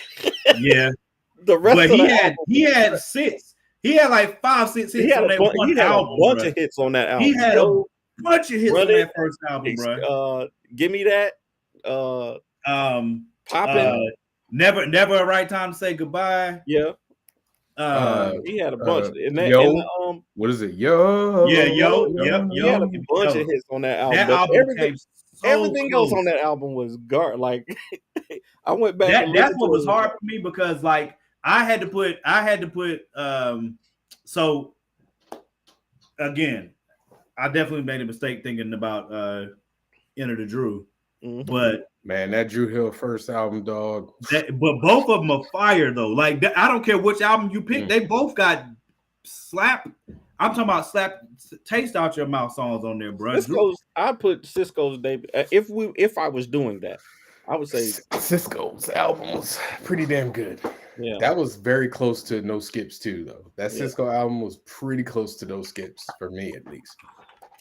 Cisco's debut album was Rice and Tiller. No, Unleash the Dragon. I don't know. I have different. Like, to me, I can't listen to R&B album if I don't feel like the person can like really sing. Like, it's hard for me to listen to it. So some of the people that come out now, I don't feel like they can sing. Like they can hold a note, but like I don't. Like I'm trying to think of the people out now that I think like all the women that are out now sing way better than the men, in my opinion. Yeah, for sure. But women are holding R&B down. The men are. But I feel like there's a difference between like today's R&B singers are like more trained than. I don't know. It's like a synthetic training. Like they go to a coach to say, I want to sing like this. And then they develop their skill to sing in a certain way. Whereas like Kelly Price and them were just singing. and this was their No, they had trainers though. I mean, they had trainers, but not to. It's kind of like the AI thing. It's like, oh, I want to sing like Christina Aguilera. Somebody teach me how to do the runs, and they will go and learn and develop that. Whereas it's not. I don't know. There's like, I don't feel like anybody. I'm trying to think of like newer generation who's like when they sing, like I feel that joint like in my soul. Like most of the R&B I hear. Jasmine Sullivan. That's what I'm saying. Like the women, like Jasmine Sullivan. Oh, you talking about Daniel Caesar, Ari Lennox, her. I haven't heard anything from Daniel Caesar that I like felt. Adele. I don't think he can sing at all. Adele to me is Sia. Sia? I don't know about that. I mean, even Bruno might be the only dude that I've heard. Tank is. Well, you said new school. Like new. You said new school. Tank was out when I was in college. Yeah, I forgot you said new. I forgot like 90. That was like 99, 2000. I forgot you said new school. Yeah, like new school, like R&B dudes. Like there's this one guy who I heard, and I was like, he's the best. He's the best singer, like easily the best singer I've heard in a minute. I can't remember, but I've never heard him like do tracks. You know what I'm saying? Like I hear him sing on like other stuff. Have you listened to Giveon? I think I might have heard. This is one dude who's got a song out that I was like, this is the best R&B song I've heard from a dude in a minute. He's like, "Take Me Back to Your Place of Residence." You ever heard that song? Take me, oh girl, take me back. Never heard it. It's damn, I gotta play it. Take me back to your place. Giveon's. I think it's a really decent. It's a really good song. And that dude Lucky Day is pretty good too. But he's October London. That's his name. He's a little raw, but he's pretty good. October London. That's his name. Hey, his joint with Yeba is absolute fire. Yes, just like he sound like that dude sings. Like listen to that song. It's called Back to Your Place by October London. Like I heard like my wife bought his album and we were driving somewhere and she was playing tracks and I was like, this is the best R&B from a male. This is the best R&B album I've heard in a long time. Not including like what's some boys? Bruno and Mark Ronson. Yeah. No, not Mark Ronson. Was Where I Want to Be Donnell Jones's debut album? Mm-mm. The first album he had the "Knocks Me Off My Feet" track. The cover of Stevie Wonder's "Knocks Me Off My Feet." Yeah, no, that wasn't it. I'm about to say. Poll is up on the group page, y'all. I was really mad because there's a lot of albums that just missed the cut. Oh, no worries, Sean. Yeah, the early '90s had some. 1992 had some of the best R&B albums. I think like Boyz II Men's first album was 92. Jodeci's first album was 92. There was a lot of people. One of my favorite albums. Wait, what? On the list. Was that Boyz II Men was 92? Cooley High? I think Cooley High Harmony was Cooley High. One of the albums that I wanted to put up here because it's a personal favorite of mine, but I don't think it would be top 5. 91. Neo, in my own words. Yo, I was right there with you, Morgan. I was like, dog. His first album was fantastic. I heard him sing "Stay With Me" with Petey Crack, and I was like, this nigga can sing. Like that. I remember I first heard it, I said, no, this nigga's different. Like this nigga can sing. And then I heard the album and I said, no, this nigga can sing. Like Neo. I saw him live though. Like live, like it was when his first single was "Stay With Me." Like I was in a club in Springfield, Massachusetts, and I didn't even know who he was, and he made me a fan. That's how good that joint was. Neo's a beast, bro. He really that first album, I think "Sex with My Ex" was on that first album. Y'all sleeping on this? That was after. That was a great album. I've never heard The it. Dream. Shorty's I'm not a I big love your Dream girl fan. fast. Nikki, she needs my love. Yeah. Yo, that was a good album. I'm not a big fan of his singing though. Like Man, I like you know how hurt I am about you know how hurt I was about the end of the Drew break. That whole I'm about to find y'all the song I was Yes. listening to Faith earlier. Evans dude, I almost could have made put Faith Evans Monica's almost made first my album, Miss Thang. I could have put that joint. thing. Yeah, that was in contention for me. Let me Yeah, what did I that's say? that's a great. I Aaliyah's think first that album. Dream album hit at the right time for me too. Like it was a perfect album at the perfect time for me. Just like that Music Here Song go. Child joint. Hey, I got one for you. Miguel, All I Want Is You. Hey, Miguel's a beast too. Miguel can sing, bro. That first album. That dude can sing banger, for real. dude. Who else? Do I got y'all consider the weekend is R&B or pop? I've never listened to him, so I don't know. I'm not a big fan of The Weeknd. I got to be honest with you. I'm dead serious. If I only heard like him on one of something, it his had to be songs. on somebody else's song. But I've not listened to him personally, myself. You know who had a good first album? Sierra. She did. That first album was pretty good. Jazzy Faye was just on the R&B Money podcast talking about I gotta watch that. them putting that album together and how it just like they was just throwing stuff together, but it just hit at the right time, and that joint really started their whole launched their whole all of their careers. That Sierra album. I forgot an album. Who? What? Goddamn, Dave Hollister. Dave Hollister. Oh, I can't believe I forgot that joint. This the song I listened to earlier. I don't know if y'all can hear Dave Hollister, Baby Mama Drama, My Favorite Girl. Oh, how did I forget that? Oh, we didn't mention Tyrese's album. Yeah. Tyrese's first album was really good. And it ain't the wine that I've been drinking.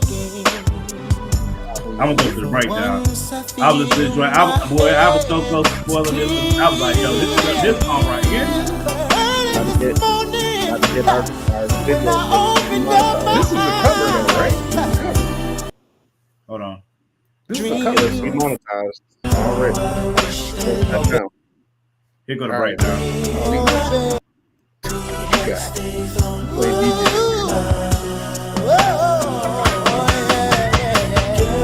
Justin's right though. Face first album. In my bed on this album. Huh? In my bed on this album. No, that's the first album. First album had all the bangers. Boy, that breakdown right there, boy. The first album had all the bangers. It had In My Bed, Tell Me, Never Make a Promise. Like it. Yeah. Satisfied is still one of my favorite songs of all time. Like Angels on. I think Angels on the first. Angels on that one. No, Angels on Enter the Drew. Angel and Enter the Drew got slaps on here, bro. Oh yeah. How Deep Is Your Love is on that one too. Beauty. Beauty. So, I actually know the dude who wrote that. Would y'all count Casey and JoJo's album as a debut album? Technically, yeah. I didn't like the album though. It had some hits on it. It had that same Chris Brown thing. It had some hits on it, but it was. I don't think I ever listened to the whole album. album. I think I listened to it. I didn't like the album. I do know when they came out with baby. That was back when it was like top 8 at 8. You had to record the crap on the freaking radio to hear it. I used to be listening at 8 o'clock on the dot to the whole list just so I could hear them sing that song. Me and my brother used to. That was my prom. That was the prom song. Love you all. Yep, that was a prom song right there. Yeah. Who else did I miss? Who else just missed the cut for me? Jill Scott. Jill Scott's first album. Erykah Badu was one. Yep. Baduism. Tamia's first album was good. I don't know if you ever heard it, but Tamia's first album was good. Aaliyah. Jasmine Sullivan's debut album was really good too. But I think is that the Bust Your Windows Out the Car? Is that the one with that one? That's Bust Your Windows and Lions and Tigers and Bears was on that one. That's a good one. I love Lions and Tigers and Bears. Yeah. I almost put Jagged Edge's first album was pretty good.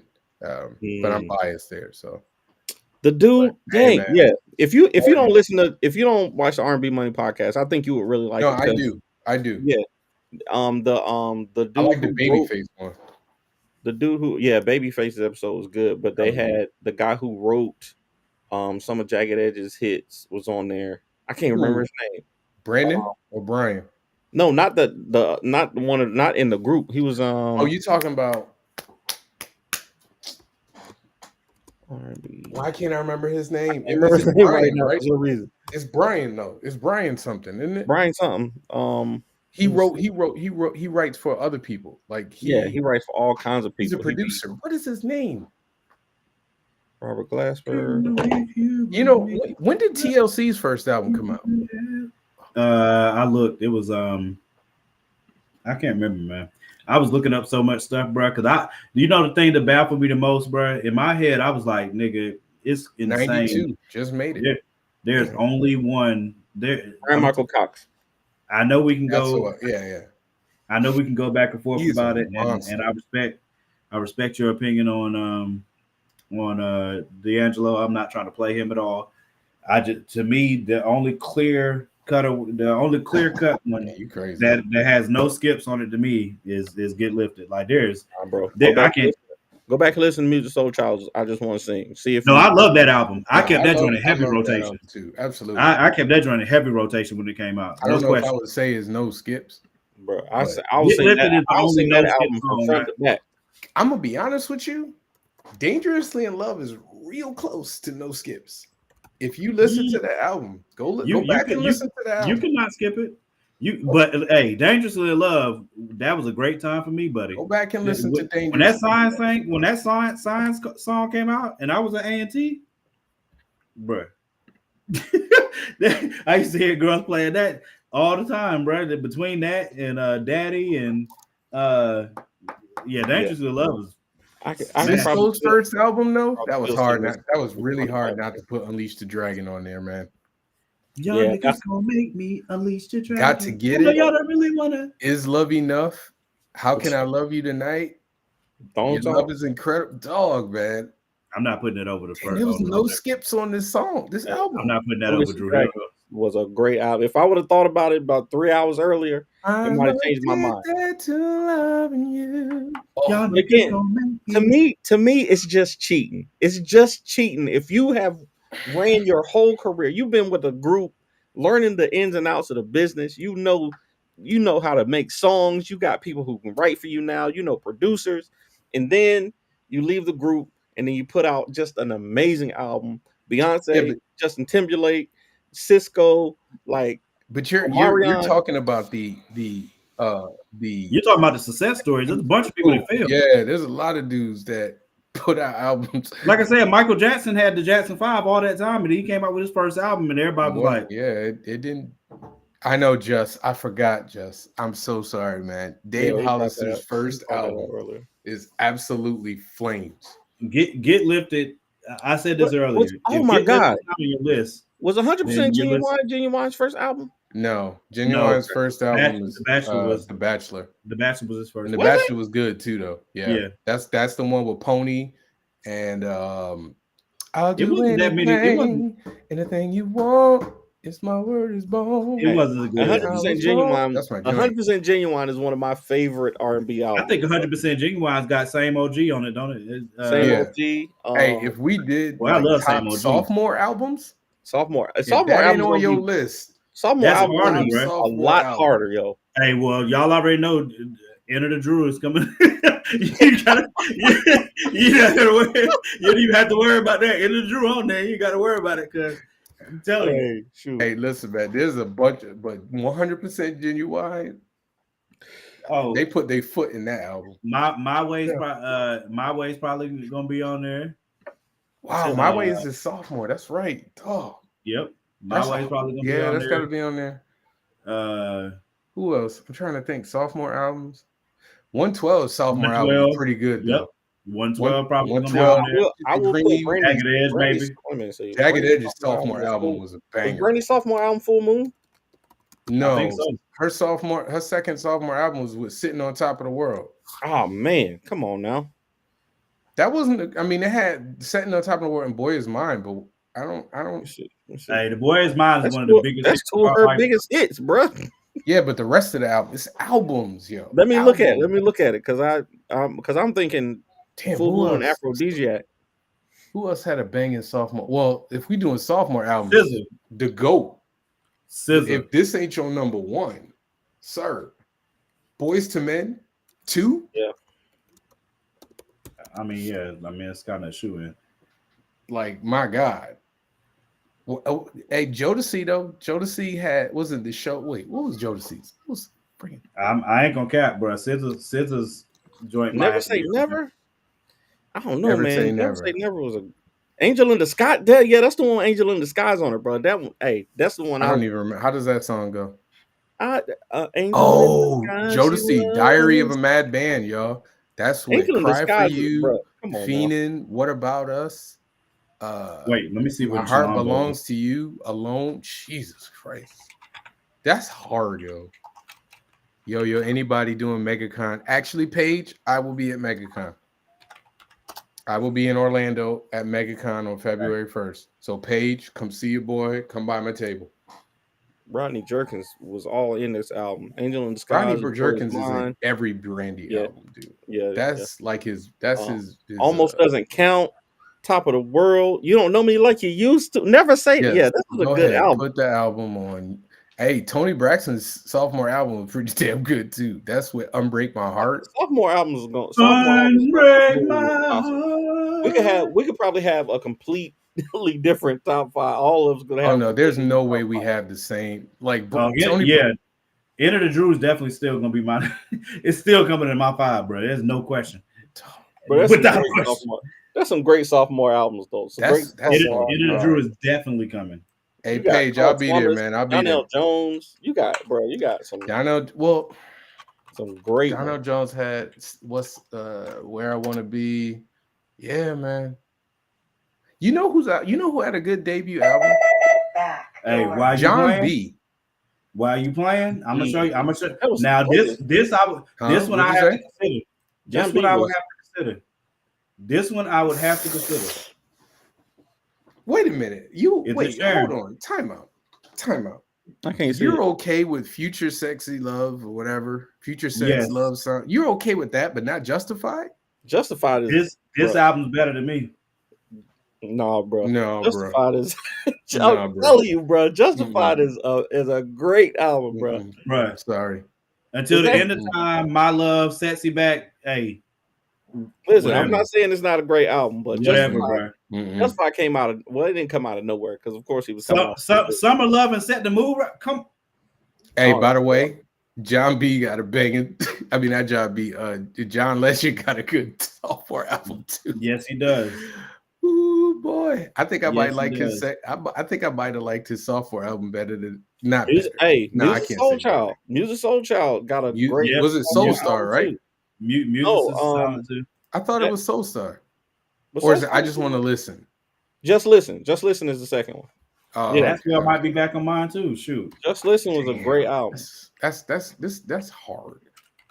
But yeah, Boyz II Men, if that ain't your number one, dude. Boyz II Men is there by default. That's a nuke. But hey, Neo, Because of You. Mm-hmm. Yes, sir. Yes, sir. Fire. Neo's second album might be better than his first one. Like I said, Because of You, Crazy, Can We Chill? It's gonna be Sex tough with My Ex. It's gonna be tough to beat 100% Genuine for me. That one's that's hard. Yeah, I mean, My Way. Jesus Christ, this is hard, man. If you don't book your hotel before February 20th, dude, I'm bringing my whole family. Page, the whole family. My wife has a timeshare, so we're actually gonna stay at the timeshare for the week, and then at the end of the week, I'm gonna be at the con chilling. So I appreciate it, man. I wish I had known. I would have talked you up. Silk, Lose Control. Man, that's a good one too. I might throw on some albums just. We got to do this next week. I am missing. No, I'm not gonna be here next week. Me and Tiana gonna be out of town. I already told Morgan. Hold on, let's look at the schedule because we in December now. So yeah, December is gonna be. Be a little tricky. You ain't in here next week, so we need somebody to. What about the week after that? I'll be back the week after. Okay, and then obviously, I'm assuming we ain't doing this on the day after Christmas, unless that's up to y'all. I ain't going nowhere. I ain't gonna be on here for Kwanzaa. December 26th is Kwanzaa, man. I gotta celebrate with the family. But I'll see y'all January 2nd. Timeshare. Oh, y'all got money out there in Vermont. I don't have no. I have a timeshare was renting rooms. Hey, listen, I might be back in Orlando again, Paige. So if I like it, if it hit, I'm definitely going to do it again, man. I heard MegaCon. I heard they do numbers at MegaCon. So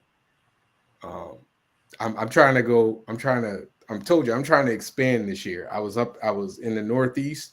Now we trying to go south and Midwest. Man, you know who album I forgot was T-Pain's first album was Epiphany, right? Yeah, but that's like T-Pain is it's R&B. rapper turned singer. Oh, rapper turned singer. Yeah, I'm in love with the stripper. I think Epiphany was the second one. Yeah, Epiphany was the second. Okay. Yeah, I love Epiphany. I was thinking about I loved Epiphany. I loved Epiphany. Backseat that was one of my favorite albums for a long time. Yeah, that one was a good one. If I should probably do a list of my favorite albums of all time. Y'all want to? So you want to hold? We can hold off on the top. I mean, I want to be in on the sophomore joints. If y'all let me know what it is for next week, I'll get a graphic done before I head out. When you heading out? We're leaving Sunday, and we won't be back until late. I mean, we can figure that out right now. I mean, yeah. What you want to do, Morgan? We could probably bring in somebody if we tell them early enough. Do something like horror movies that I wouldn't have no kind of expertise. We did horror movies before. do I don't know, something that do top 5 Mariah Carey songs. Could do that. Something I have no expertise. We should do something. Like we should pick. Have we done like an actor and pick like top 5 of their roles? That'd be good. I mean, I think we did like a battle before. Like we did a battle. We did a. But who can we do? Who got a movie coming out? Damn, I don't know. That's hard, man. Damn. Marshall Ali got something coming out on Netflix this Friday. I don't know if I got 5 movies for him. Best albums tonight. DeBarge. I like you. Top 5 Morgan Freeman movies. Shawshank Redemption is number 1. Yeah, I know that's pretty easy. Damn, what can we do? I'm spending so much time thinking about that damn top 5 sophomore albums thing. I should do top 5. Like, have we done top 5 sequels? We've done top 5 sequels before. I think we did top 5 sequels. Did we? We could do top 5. Top 5. Yeah, I can't. Top 5 director debut. Top 5 debut films. Top 5 debut films. Top 5 directed debuts. We could do something like that. Y'all can do top 5 Morgan Freeman movies. I won't do top 5 Morgan Freeman. Top 5 debut. Top 5. How about I got one. Top 5 debut roles. Film or TV? In film. Okay, y'all got it. So what actor had the best first role? That's a good one. That's hard though, because like a lot of actors humbled coming out of the gate. Yeah, because I don't think we're gonna find many. Because no, but like I mean, I think IMDb they're gonna have a debut starring role though. Like you mean like this is my first starring role, or do you mean I haven't seen it yet, Paige. First role period? That's what I'm saying. We can't do first role period. That's impossible. I haven't seen it yet, Paige. I'll probably watch it in a few minutes. We got to think about it. We come up with something. It's only Tuesday. Yeah. The poll is up in the group, y'all. Make sure y'all go vote. Alan Rickman was Die Hard was Alan Rickman's first movie? That's crazy. No, that can't be right. That's what it says. On IMDb? It's Collider. That's crazy. That can't be right. If we do top 5 debut movies, That can't. No, This says he worked in says BBC. the He's Alien. This says Alien was Sigourney Weaver's first movie. No, That can't be right. No, Wow. Alien. Hold on. Number one, Wow. Alan Rickman was doing movies and TV in the BBC. He was doing TV in the BBC. So that was his first movie. Okay. In that America, still counts though. You said America, movie, not TV. You said movie, not TV though. Whoopi Goldberg, and this can't be right. Sigourney Weaver. Let me see.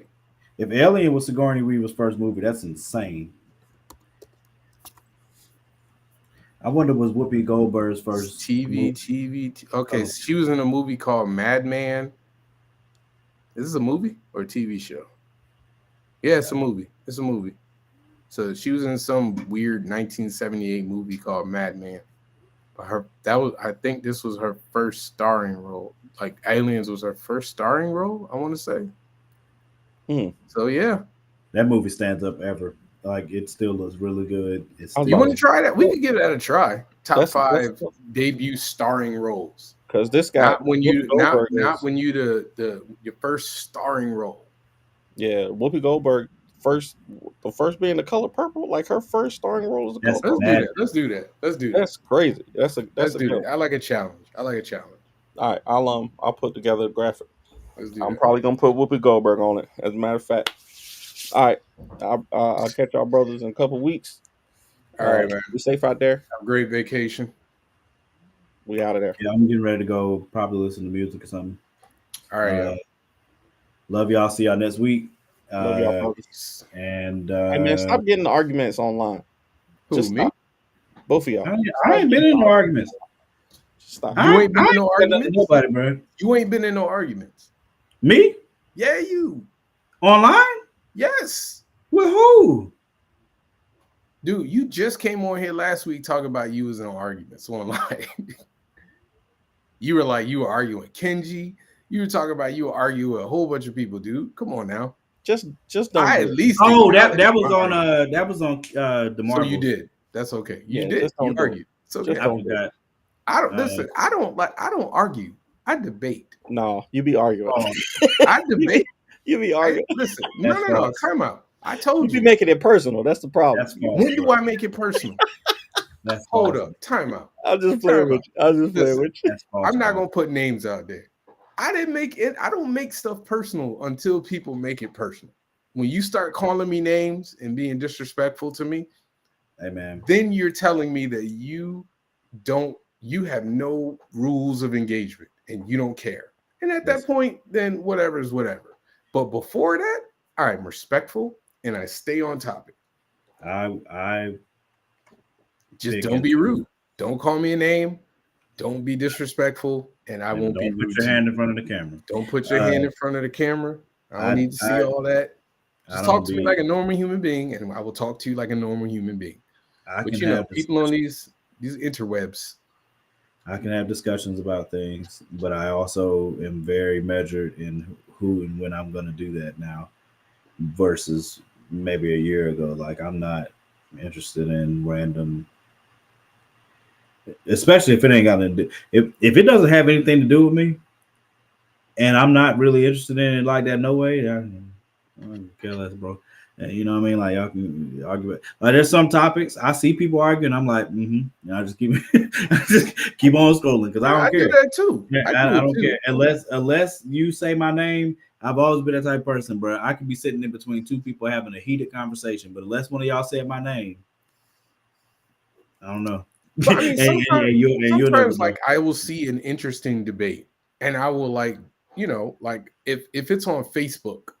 If you put something up on Facebook, I don't know why you wouldn't expect people to join in on the debate.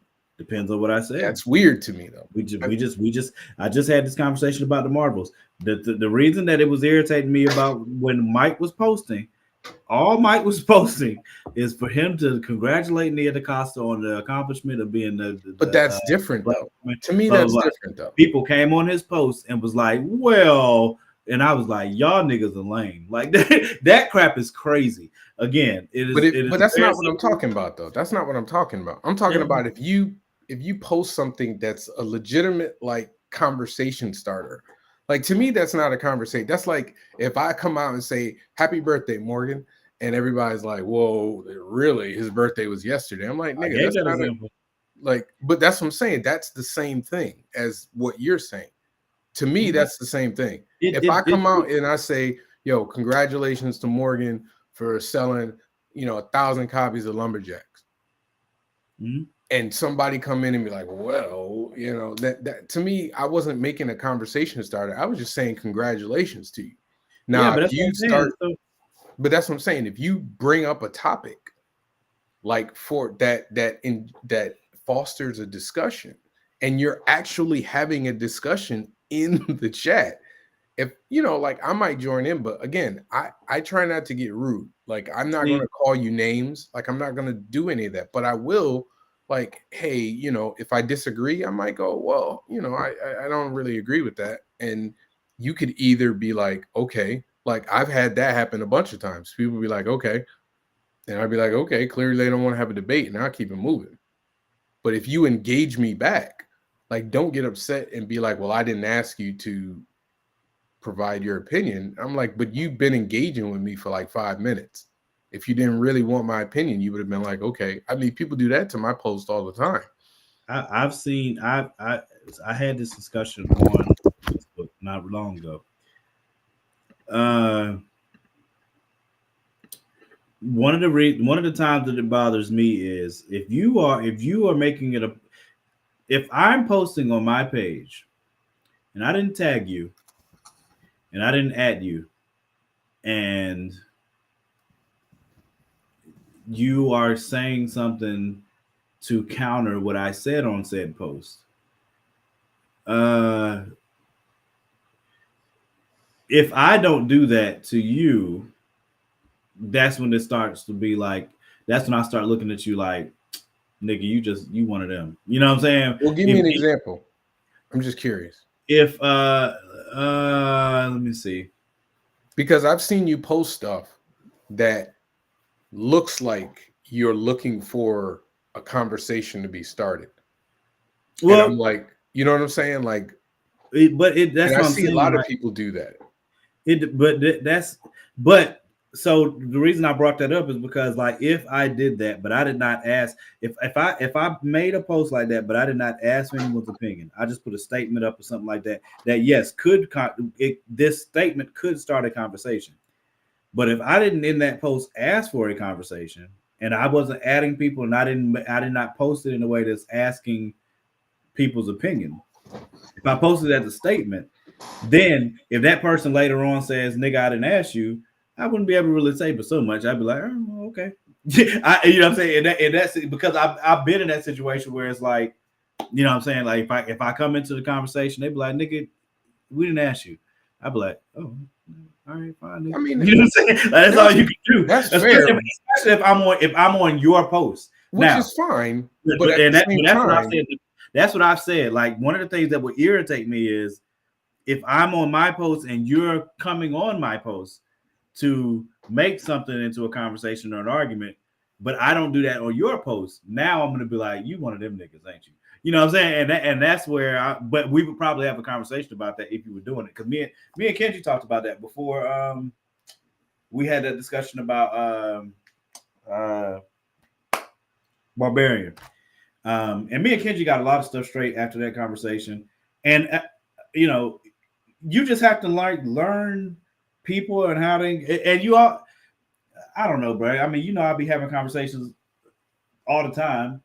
So it just depends on the person, bro. Like, it depends on who I'm talking to. If I'm talking to, for me, it depends on who I'm talking to. Because some people I know whether to say anything or not, because I know where they stand on whatever they said. So if I know where if what they said, I know where they stand on it, and I know that I don't agree on what they stand on it, then I'm not gonna say anything. Perfect example.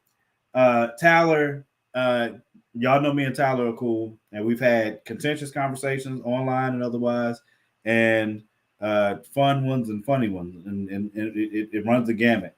Um, Everybody at this point knows how much me and Tyler disagree about Wakanda Forever. And I think he had made a post about the 5 worst Phase 4 Marvel movies, and I saw the post and I saw people engaging on it. And instead of me going back and forth about it again, coming into it, I know that we don't agree. So I'm not going to say the only thing I posted was a GIF of Granddad on The Simpsons walking in the doors, getting big eyes because he saw what was going on and walking right back out. I wasn't going to say anything because we've had this conversation. No, it'd be the same as me and you striking up Black Panther all over again. There's no point. We both, me and you, know where each other stand. So I'm not getting ready to put myself in that situation, that conversation, because I already know where we stand. So why would I argue about it again? Or me and Danny talking about LeBron and Mike again? Like I've drawn the line on that. And I'm just like, that's hey, fair though. But for me, I'm always like to me, it's like, dude, it's one thing. Like I've seen people do this. Like people will make a post, a statement, but they'll turn off comments. Mm-hmm. And that to me makes sense. Like if I just want to make a statement and I don't really want to have a discussion about it, I turn off, nobody can comment. Kenji made that suggestion on when I was talking about the thing with the marbles. Well, but my point is, if like Facebook is not a diary and people kind of treat it like a diary, it can be. It can be. It can be a diary that you're sharing to everybody. That's weird, but that's fine. But to me, but my thing is, if you have a post and within the post you're having conversations with people, and I say something on the post, and I don't do it all the time. Most of the time, I joke with people. Like I'll come in and say a joke, and then I'm leaving. But like if I'm interested in the conversation, I'm interested in your position on you. You and I have done this. Like you will post something, and I'm interested in hearing more about what you're saying. So sometimes I will strike up the conversation. Mm-hmm. And you've done the same for me. Like you'll come on my post and strike up the conversation. I guess it's a personal thing because for me, I'm not going to post anything on Facebook and leave my chat open and expect people to not provide their opinion. You know what I'm saying? Like to me, that seems counterproductive, or that doesn't make sense to me. If I leave the chat section open, then what are you watching? No, it's a. But what I'm saying is you're opening yourself up to people providing their opinion. If you don't want people's opinion, turn the chat off. Or very simple, like people like you use Kenji. There are times where Kenji will post something on my page and I look at it and I go, this is bullshit. And I won't respond because I know if I open that door, it's going to go on. I got to give up at least 2 hours of my day because he'll never stop. He'll keep going and keep responding. And that's how that's what I'm saying. That's what I'm saying. Like if you like, I don't know. Like I said, I think people have gonna kind of have it mixed up. Like to me, Facebook ain't a diary. Like if you putting stuff up there, you're putting it up for public consumption, and you're putting it up understanding that people are going to provide their opinion if you gave them a template for it. You're putting your ideas out for the public to see, yes, but that does not mean that you are interested in other people's opinions. Could they turn their comments off? Yes. Do they have to? No. They don't have to. You don't have to do anything. If somebody was to respond, like the scenario I gave earlier, if somebody was to respond, if I came on somebody's post and I'm talking and they were like, yeah, nigga, but I didn't ask you, I can't really get mad because I am on their post. trying to have a discussion Which that is they're not fine. interested in having. You've So established if they- established the parameters of the lack of discussion. if they shut me down, I'd be like, all right, well, cool. You know, But I'm saying if they go on. engage you, like if you engage with them and then you went back and forth with them over whatever period of time, and then they ended with what I didn't ask you. To me, that's disingenuous because you're engaging them. That's like, to me, that's like, but it's juvenile to me. But it can't. Ultimately, it's still the ball still is in their court because which is fine, exactly. On their page. That's so fine. So if at any point they're having that conversation and they are entertaining it right now, we don't know why they started entertaining it. They could have entertained it because they're like, here go this nigga, or they could have entertained it because like, well, I am interested in what he has to say. But now you come to a point where you just don't agree, and it's like, well, nigga, I ain't asked you anyway. Well, right? But there are other ways to do that. To me, that's rude. Like if you come to a point, well, again, this I'm not saying it's not. I wouldn't have it to me. I know niggas, people talk like that, whatever. But to me, that's rude. If you reach the point, like if you and I have had many conversations where either one of us would be like, all right, we just ain't gonna agree on this, and then that's it. Like that to me is a respectful way to kind of be like this is over. Like the conversation's over. Like we've both said everything we needed to say. We're not going to agree. Yeah, but people don't. Yeah, I'm just telling you. I'm just telling you like the way I'm looking at it. Yeah, but in general, I feel like, look, if you don't put something up, in my opinion, you don't put something up and then be confused when people provide their opinion of it. That's just my suggestion. People don't have to do anything. People can do whatever they want. Obviously, it's a free damn country. Just don't be surprised. Maybe that's the thing. Don't be surprised. I wouldn't think in that situation it would be a surprise as much as it is like people act like it. For whatever reason, they just are not feeling. You know what I'm saying? Like it seemed like this lane was open. It's not. Shut up, nigga. You know what I'm saying? And when you respond like that, if you respond out of pocket, could it be said better? Could it be said better? Absolutely. Hey, there's no question. Exactly. But again, for me, everything starts and ends at nigga. You're on my page. Yeah, you know what I'm saying? Well, that's the thing. When people say you're on my page, well, no, I'm on the feed. I'm not on your page. Again, this is all open. This is all open. But this is not like your house. Your feed and your page is not your like page your house. is your house. No, it's not. Let me put it to you this way. Hold on. Let me put it to you this way. Can you walk in my house without my permission? Even if you've been to my house before, can you just walk up in my house? Do you have the key to my house? If you don't have the key to my house, the door is open, yes. Exactly. So if my door is wide open, you can, but you wouldn't. But Facebook is open. That's like it's open. This is all wide open. If you befriend somebody with no limitations, we all open out here. But I wouldn't do that. I would. Now, this is just me personally. I don't know if that's a Southern thing or not. But I don't. But I don't believe in. You're talking about going on somebody's page. I'm talking about if I'm scrolling and your post comes up. I didn't go to your page to look for your post. It showed up on my. Yeah, it showed up on your timeline. But then you made a conscious decision to. Right. I made a conscious decision to comment on the post. I didn't go to your page. Yeah, I think we're just using different terminology. Yes, exactly. Because you can't comment on the post on my page without coming to my page. You have to come to my page. No, you don't. How do you post on somebody's page from the timeline but not go to their page? If I put up my thread, hold on. If I'm scrolling, you see, and it says, "Boom, this is my friend's post." Yep. Comment, and then you comment. As soon as you comment, page. I'm not on his page. When you comment, you're going to their page because otherwise it wouldn't show on the post. No, you're not. You're going to the comment. So are there multiple threads or is there one thread? What? Are there multiple threads or is there one thread for a post on the timeline or off of timeline? If I'm on the timeline right here, And this says Malachi Bailey. Shout out to Malachi Bailey and her. I love that book. But he's got a post right here. If I see that and go, wow, that's interesting, I can like it. I don't have to go to his page to like it. I can like it right there.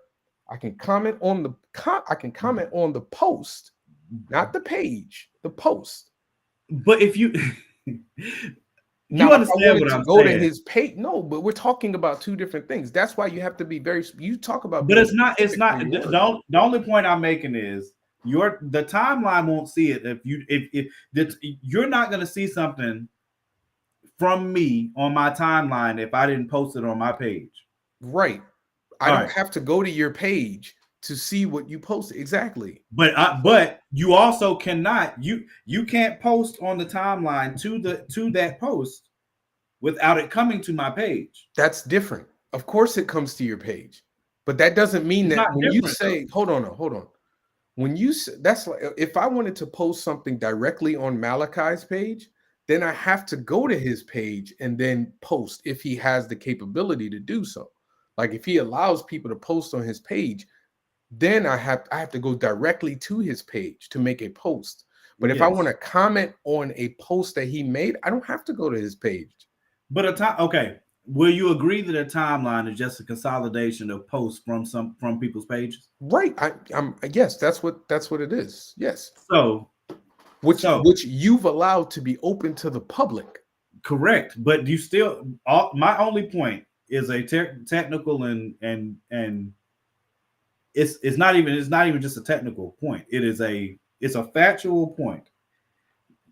I don't care whether you see it if you see something on your timeline, whatever you see on your timeline that comes up from your friends is a result of them posting something on their page that shows up on your timeline because you're friends with them. Sometimes they're not posting directly on their page too. Sometimes they post directly on the timeline too. So I understand what you're saying, but the point, yes, like I don't have to, I don't have to go on my page to post. I'm just on my timeline. But if you go, okay, what's on my mind? What's on my mind? Exactly. I'm on my timeline right now and it says what's on your mind. Right. When and I tap that, now it goes to the timeline and it goes to your page. So everything that you put on your page, I understand that. Unless you turn your post I understand off. that. But the point I'm trying to make is that when you post something on Facebook, you are opening it up for everybody who is your friend to see. Agreed. So this thing about you came on my page. No, I did respond to your post. It's two different things though. It's two different things. You opened the door. Again, you opened the door and basically was like, everybody take a look inside my house. You can walk in, you can peek in, or whatnot. We're using a house analogy. That's what a post is. Now you can say this is my house and close the door, which is what not letting people comment on. They can look at the house, but they can't come inside. But if you have your comments on, you are basically saying anybody can come on here and post. Now, once you get in the house, you can say something to me and I don't like. And then I can be like, well, you got to go. That's fair. That's the same thing as what you just said. You came in my house. You came on my post. That's what you said, right? I'm agreeing with you there. I'm saying you are opening it up for anybody to just walk in. Yeah, let's not change all my posts to be private. That's my point. That's my point. If you're my only point is just because if all right, so the fine line then would be again, okay, so let's go back to the house. Well, number one, let me make sure we can all do whatever we want in this world. I just want to make sure I'm not telling nobody what to do. I want to be accused of telling people what to do, or I am suggesting, but there's no law against that. All right. I just think that if I make a post and Kenji comes on my post and says something crazy, I then make the choice to engage. Yes. I can either ignore Kenji and be like, that's Kenji again, and then keep scrolling, or I can engage with him. Now, if I engage with Kenji, just like you say to me all the time, when I engage with Kenji and he goes too crazy, you be like, well, you talk to him. You said that to me on more than one occasion. Like, I made the choice. I engage with him. I didn't have to. You tell me all the time, you'd be like, you know what he's like, you know what this dude is. So you make that choice. So for me to be like, well, you came on here, Well, I would, but I didn't. We didn't have to engage it. In those instances with Kenji, I wouldn't be saying. Again, me and Kenji have had many a conversation, and after the Barbarian conversation, we came to a far better understanding. So I wouldn't be saying, well, it wouldn't be as simple as me saying, well, you know, if I said, well, you know how he is, it would be in concert with the fact that, look, now, you know, if you start a conversation with Kenji and y'all are going back and forth, yes, not just letting that crap go. Right. That's just saying that's not who he is. Y'all can have a full out conversation. That's what I mean. That's what I mean. That's what I would mean. I don't mean it in a negative way. No. That's what I mean. I'm agreeing with you. Yeah. I'm agreeing. It's exactly like I said about the example I gave with Tyler. That's my where it's going to go. Where this conversation is going. If we've had this conversation before, I don't even need to comment because I already know we are not going to agree. There's no point in me commenting here. Right now. Again, the only point I was making is if ultimately, if it is someone else's post that I decide to come on to,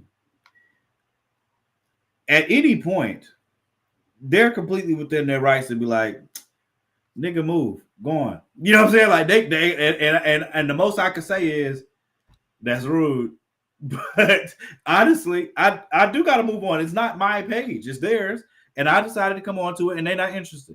They're not interested in having that conversation with me. So I can't get mad. It's just like, well. No, I'm not. Again, I'm not. I'm saying the only part about this, the only thing we differ in, I think, because I'm not saying that what you're saying is wrong. If I posted on somebody's page and they were like, dude, I really want to hear that. Or I don't want to go back and forth with you. 9 times out of 10, I'm going to be like, all right, you don't want to have this conversation.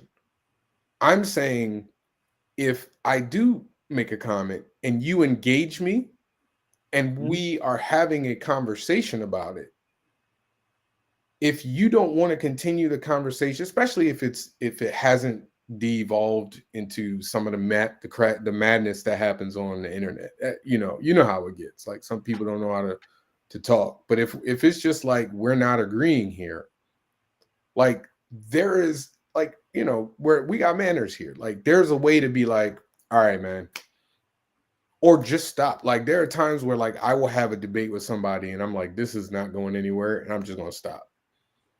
Like, that's all I'm saying. I think that's where you and I differ.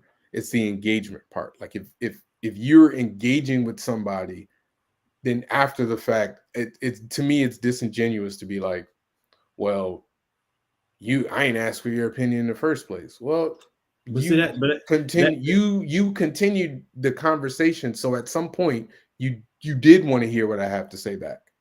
But all right, so that's the difference. Where, in my opinion, the disingenuous part is the part where I'm like, I don't know if that's disingenuous, because it's not. You don't know what their motivation was for. Again, and the reason I say that is because they made a post on their page. You were interested, and you decided to come into the conversation.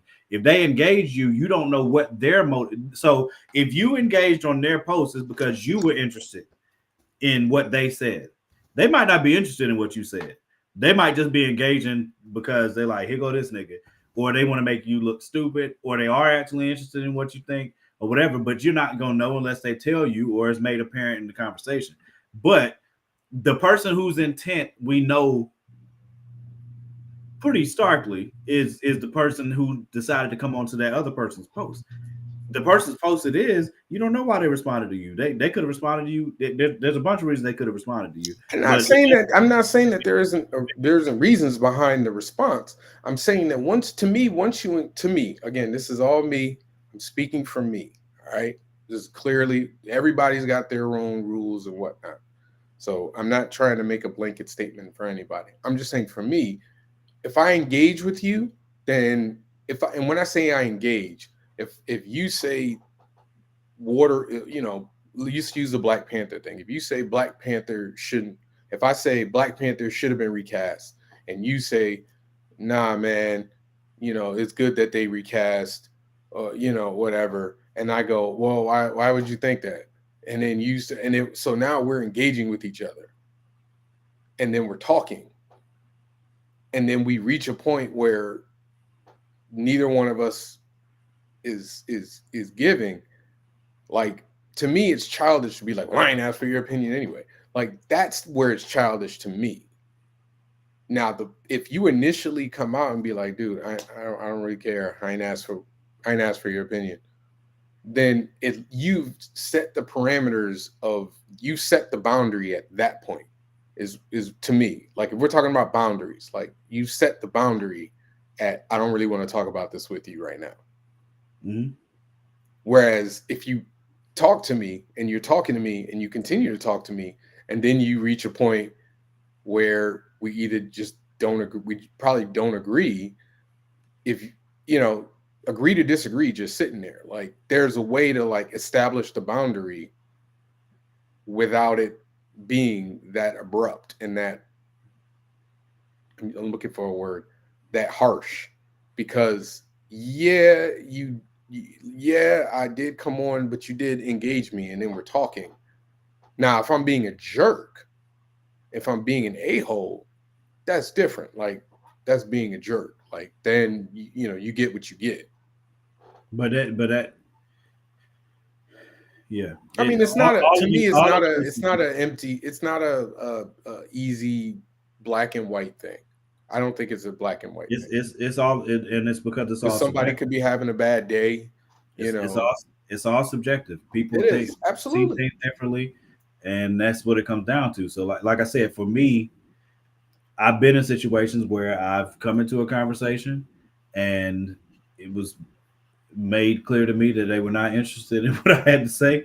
I'm like, oh, okay. And how they put it to me don't really matter. Now, unless you're like calling me names when you say it, and even then, I'm still on your. See, mine always comes for me. It always comes back to, well, I'm on their post, so I can't. You know what I'm saying? I can't. If I come to somebody else's house and I don't like the rules of their house or how they're saying stuff in the house, it is my choice to leave that house. I mean, but I can't scold you for how you treated me in your house. I mean, unless they invited you. If they make an open invitation to the house and you come in the house listen, again, every page, every post on Facebook, I don't care. Every post on Facebook that has the ability to comment is an open invitation to comment. Yeah, every single post. If you don't want to hear, no. If you do not want to hear people's comments on it, they have a very easy function for it. But otherwise, it is an option. It's a choice. Like, to go back to the house analogy, right? I'm just saying. To go back to the house analogy, if I now again, and I was getting ready to say this earlier before you went into a point. I don't know if that's just a thing in the South. I do know most Black people that I know. I have my best friends and their parents. I'm cool with, have been cool with since I was little. When I came to their house, the door is wide open. And I'm best friends with them. And I'm not going in that house until somebody asks me to come in or tells me that I can come in. Even though it's open. Right. The door is open. And I'm friends with them. But until somebody invites me in that house, I'm not going in. That's where it fails, though. But that's where the analogy fails, though, to me. Why? Because a house is a house, though. Like, a house is a place where people live. It's not like, to me, social media is basically you know, one dude standing there going, everybody come in and talk. Everybody come to the house, come to one house and talk. So it's all of us coming into the house. Now, the better analogy is if everybody came to a party. Let's say everybody comes to a party, right? And you have 3 people over there having a conversation. Right? Were you invited to this party? Or did you just again, Facebook, everybody's invited to the party. But let me rock with me here. Facebook, everybody's invited to the party. But you might have a clique of people over there, 3 or 4 people. You might have one person that started a conversation with one person, and then maybe somebody else joined that conversation, and then another person joined that conversation, and you know, like 3 or 4 of the people over there. Mm-hmm. So you go over there because you know them. Them's your boys. You know them. Like maybe you might know them really well, or you might know them, slightly. But you go over to the conversation, you hear the conversation, and you join in. Now, there have been times where like people be like, "Hey, man, this, mind your business."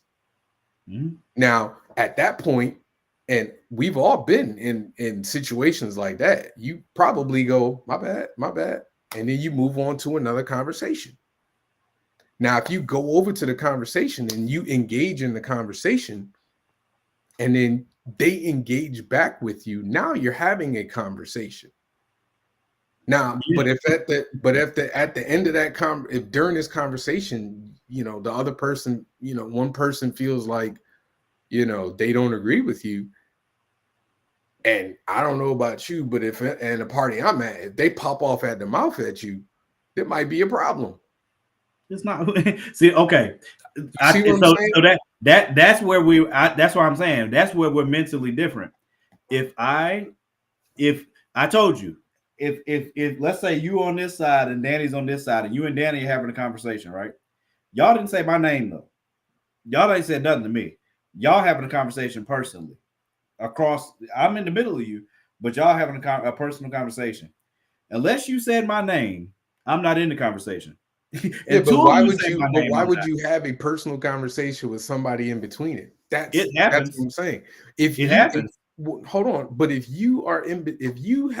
I have a personal that's like if me and my wife are having a personal conversation, mm-hmm. and you're in between, you have the right to be like, can y'all not have this conversation in between me? It would never happen. But that's why I use that analogy though. But it does. I've been in situations this week. But if somebody were to say something in the conversation about it, I can't be like, well, this ain't about you, bruh. I'm sitting right here. I'm in between y'all. It might not be I might not be a part of this conversation, but y'all making me a part of the conversation other than proximity. By proximity alone. That's why I use that analogy. That's why I use the way that you analogy. Not in the way that you need to. So again, I'm only explaining our difference in mindset. No, I know our difference in mindset. I was just using a better analogy. I'm only telling you me personally. No, I got that. Unless you say my name, same thing. You'll never know I was even listening to the conversation because I'm not gonna. Number one, I'm not gonna repeat it to you or anybody else. I ain't in it unless you say my name. I've seen you though. But no, hold on. I've seen you make a post on somebody's post about something that they've said. I've seen you do it, and you weren't invited to the conversation. Everybody does it. Yes, but it's literally what Facebook exists for. But that's not what I'm talking. Again, that's why I'm saying that it's you can, for somebody to say I didn't invite you to this conversation. I'm saying they're completely right, though. Hold on. I'm saying you didn't invite me to the conversation, but the conversation exists in a public arena, a public forum. So everybody's invited to the conversation. Because if I had everybody has access to it. No, because if I that don't mean you're invited. Can I tell you why? Because if I said, like, if you are having a conversation with Kenji.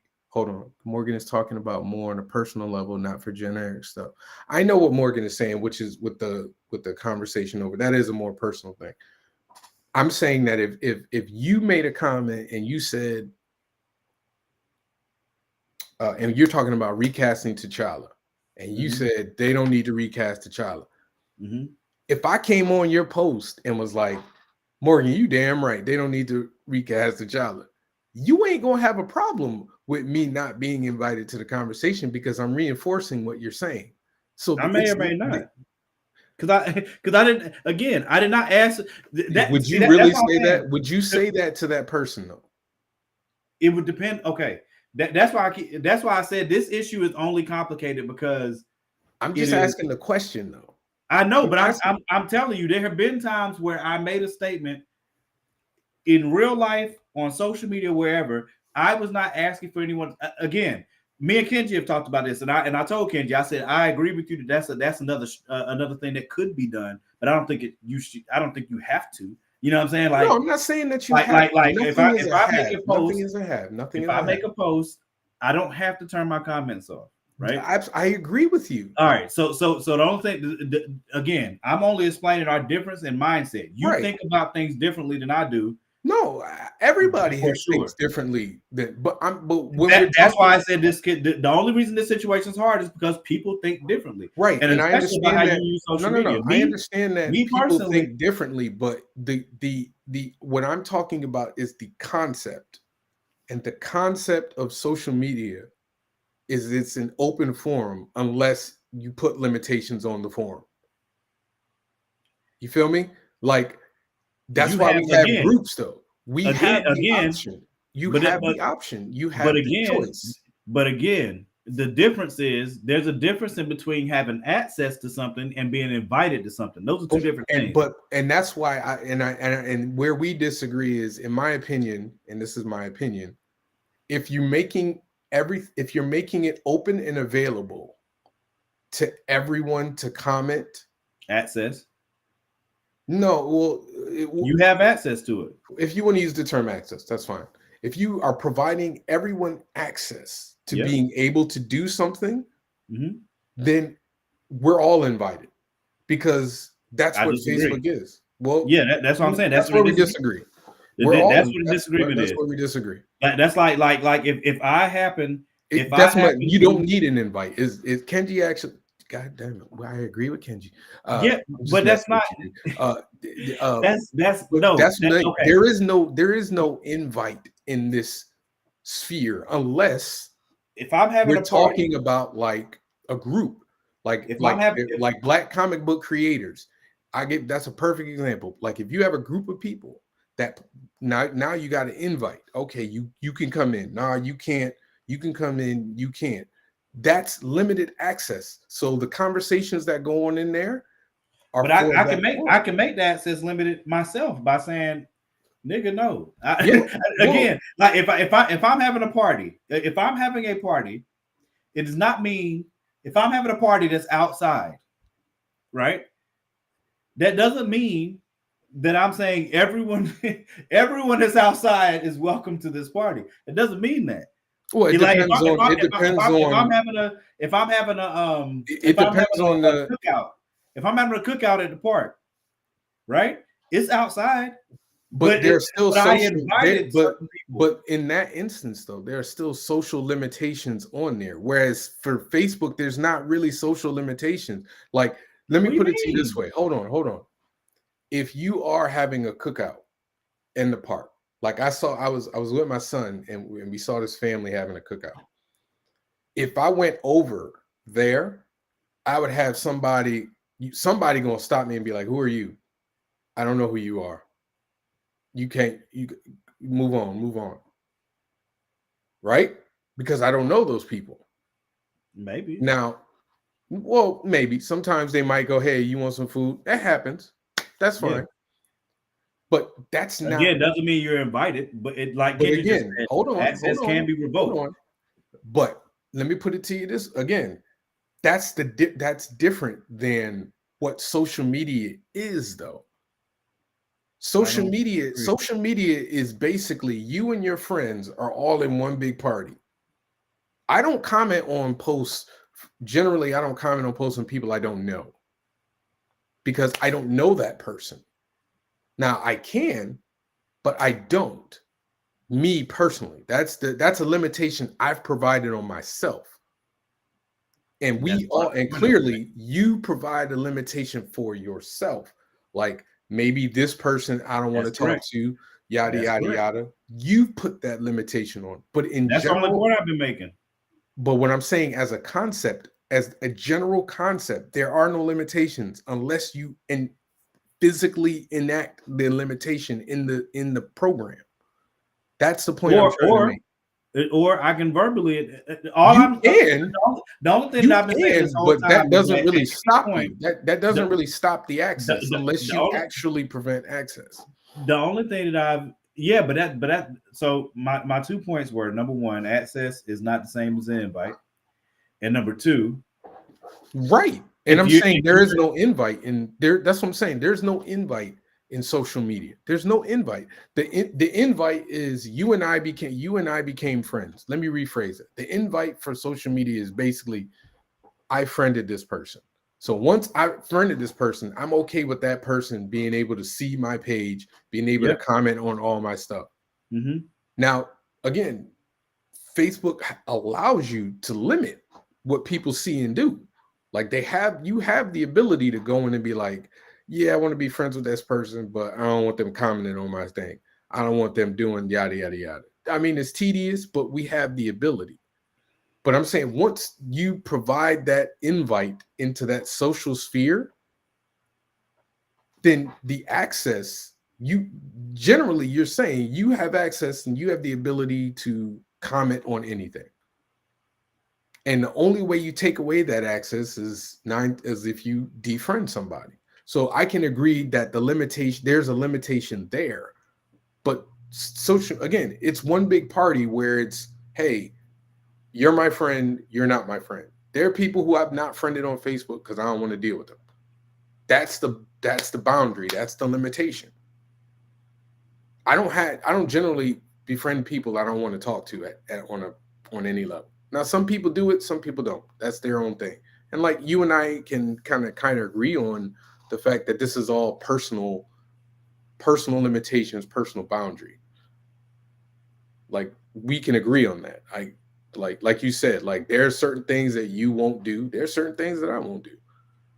But we have to acknowledge that not everybody has the same, like you said, we all different. We all don't have the same boundaries or whatever. So communicating those boundaries to people is, I guess, where you and I disagree on. Like for you feel like whatever the person says to communicate that boundary is cool. And I don't feel that way because I feel like I can't read your mind. So I don't know, I don't know that I have that boundary. I don't know that I would say it's cool as much as I'm saying that they have the right to, like they reserve the right at any point on their page to be like, hey, I'm not interested, bro. Go on somewhere. But do you see how you just said that? That's again, it's the how. That's the only way we do it. It's the how. I said that from the beginning. I said that from the beginning. I said, me personally, I don't think I take but so much offense only because I told you. And all of this starts from my No, I get it. Yeah, I get it. And that's why I said we're just different. We think differently on that. Yeah, I'm fine, but I don't. That's the thing. I don't expect the way I think to govern how you think. And I don't either. Like I just acknowledge. But that's what I'm saying. Like if you might not know that I'm having a bad day. Okay, let's say that you might not know I'm having a bad day, so you might respond to something, and maybe I'm just not having that day. I guess for me, I don't. If I'm having a bad day, I'm not going to respond how I want to respond, and that's really where this all went. This was a fun conversation. I enjoyed it. It's nice. I mean, this is social media, man. Social media has its own ecosphere, own, manners and everything. It's just weird. People interact differently. Hey, yeah. I know for me, like I said, I think that's some of the differences. We just think about that differently as far as how to interact and like what, you know, we just think about that differently. That's what the difference is. So, I mean, usually for me, like I said, if I don't usually seriously debate somebody on something unless I kind of see that they're debating about it. Like if you make a post and like I might go, oh, that's interesting. I might look at the comment section first and like, are they being serious or are they joking?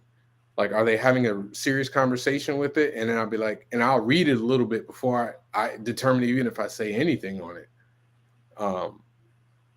And then, you know, if I feel like I have nothing to say, I won't say it. But 9 times out of 10, I'm all jokes. So I mean, I'm all jokes. um, I do most of my arguing, my debating on here.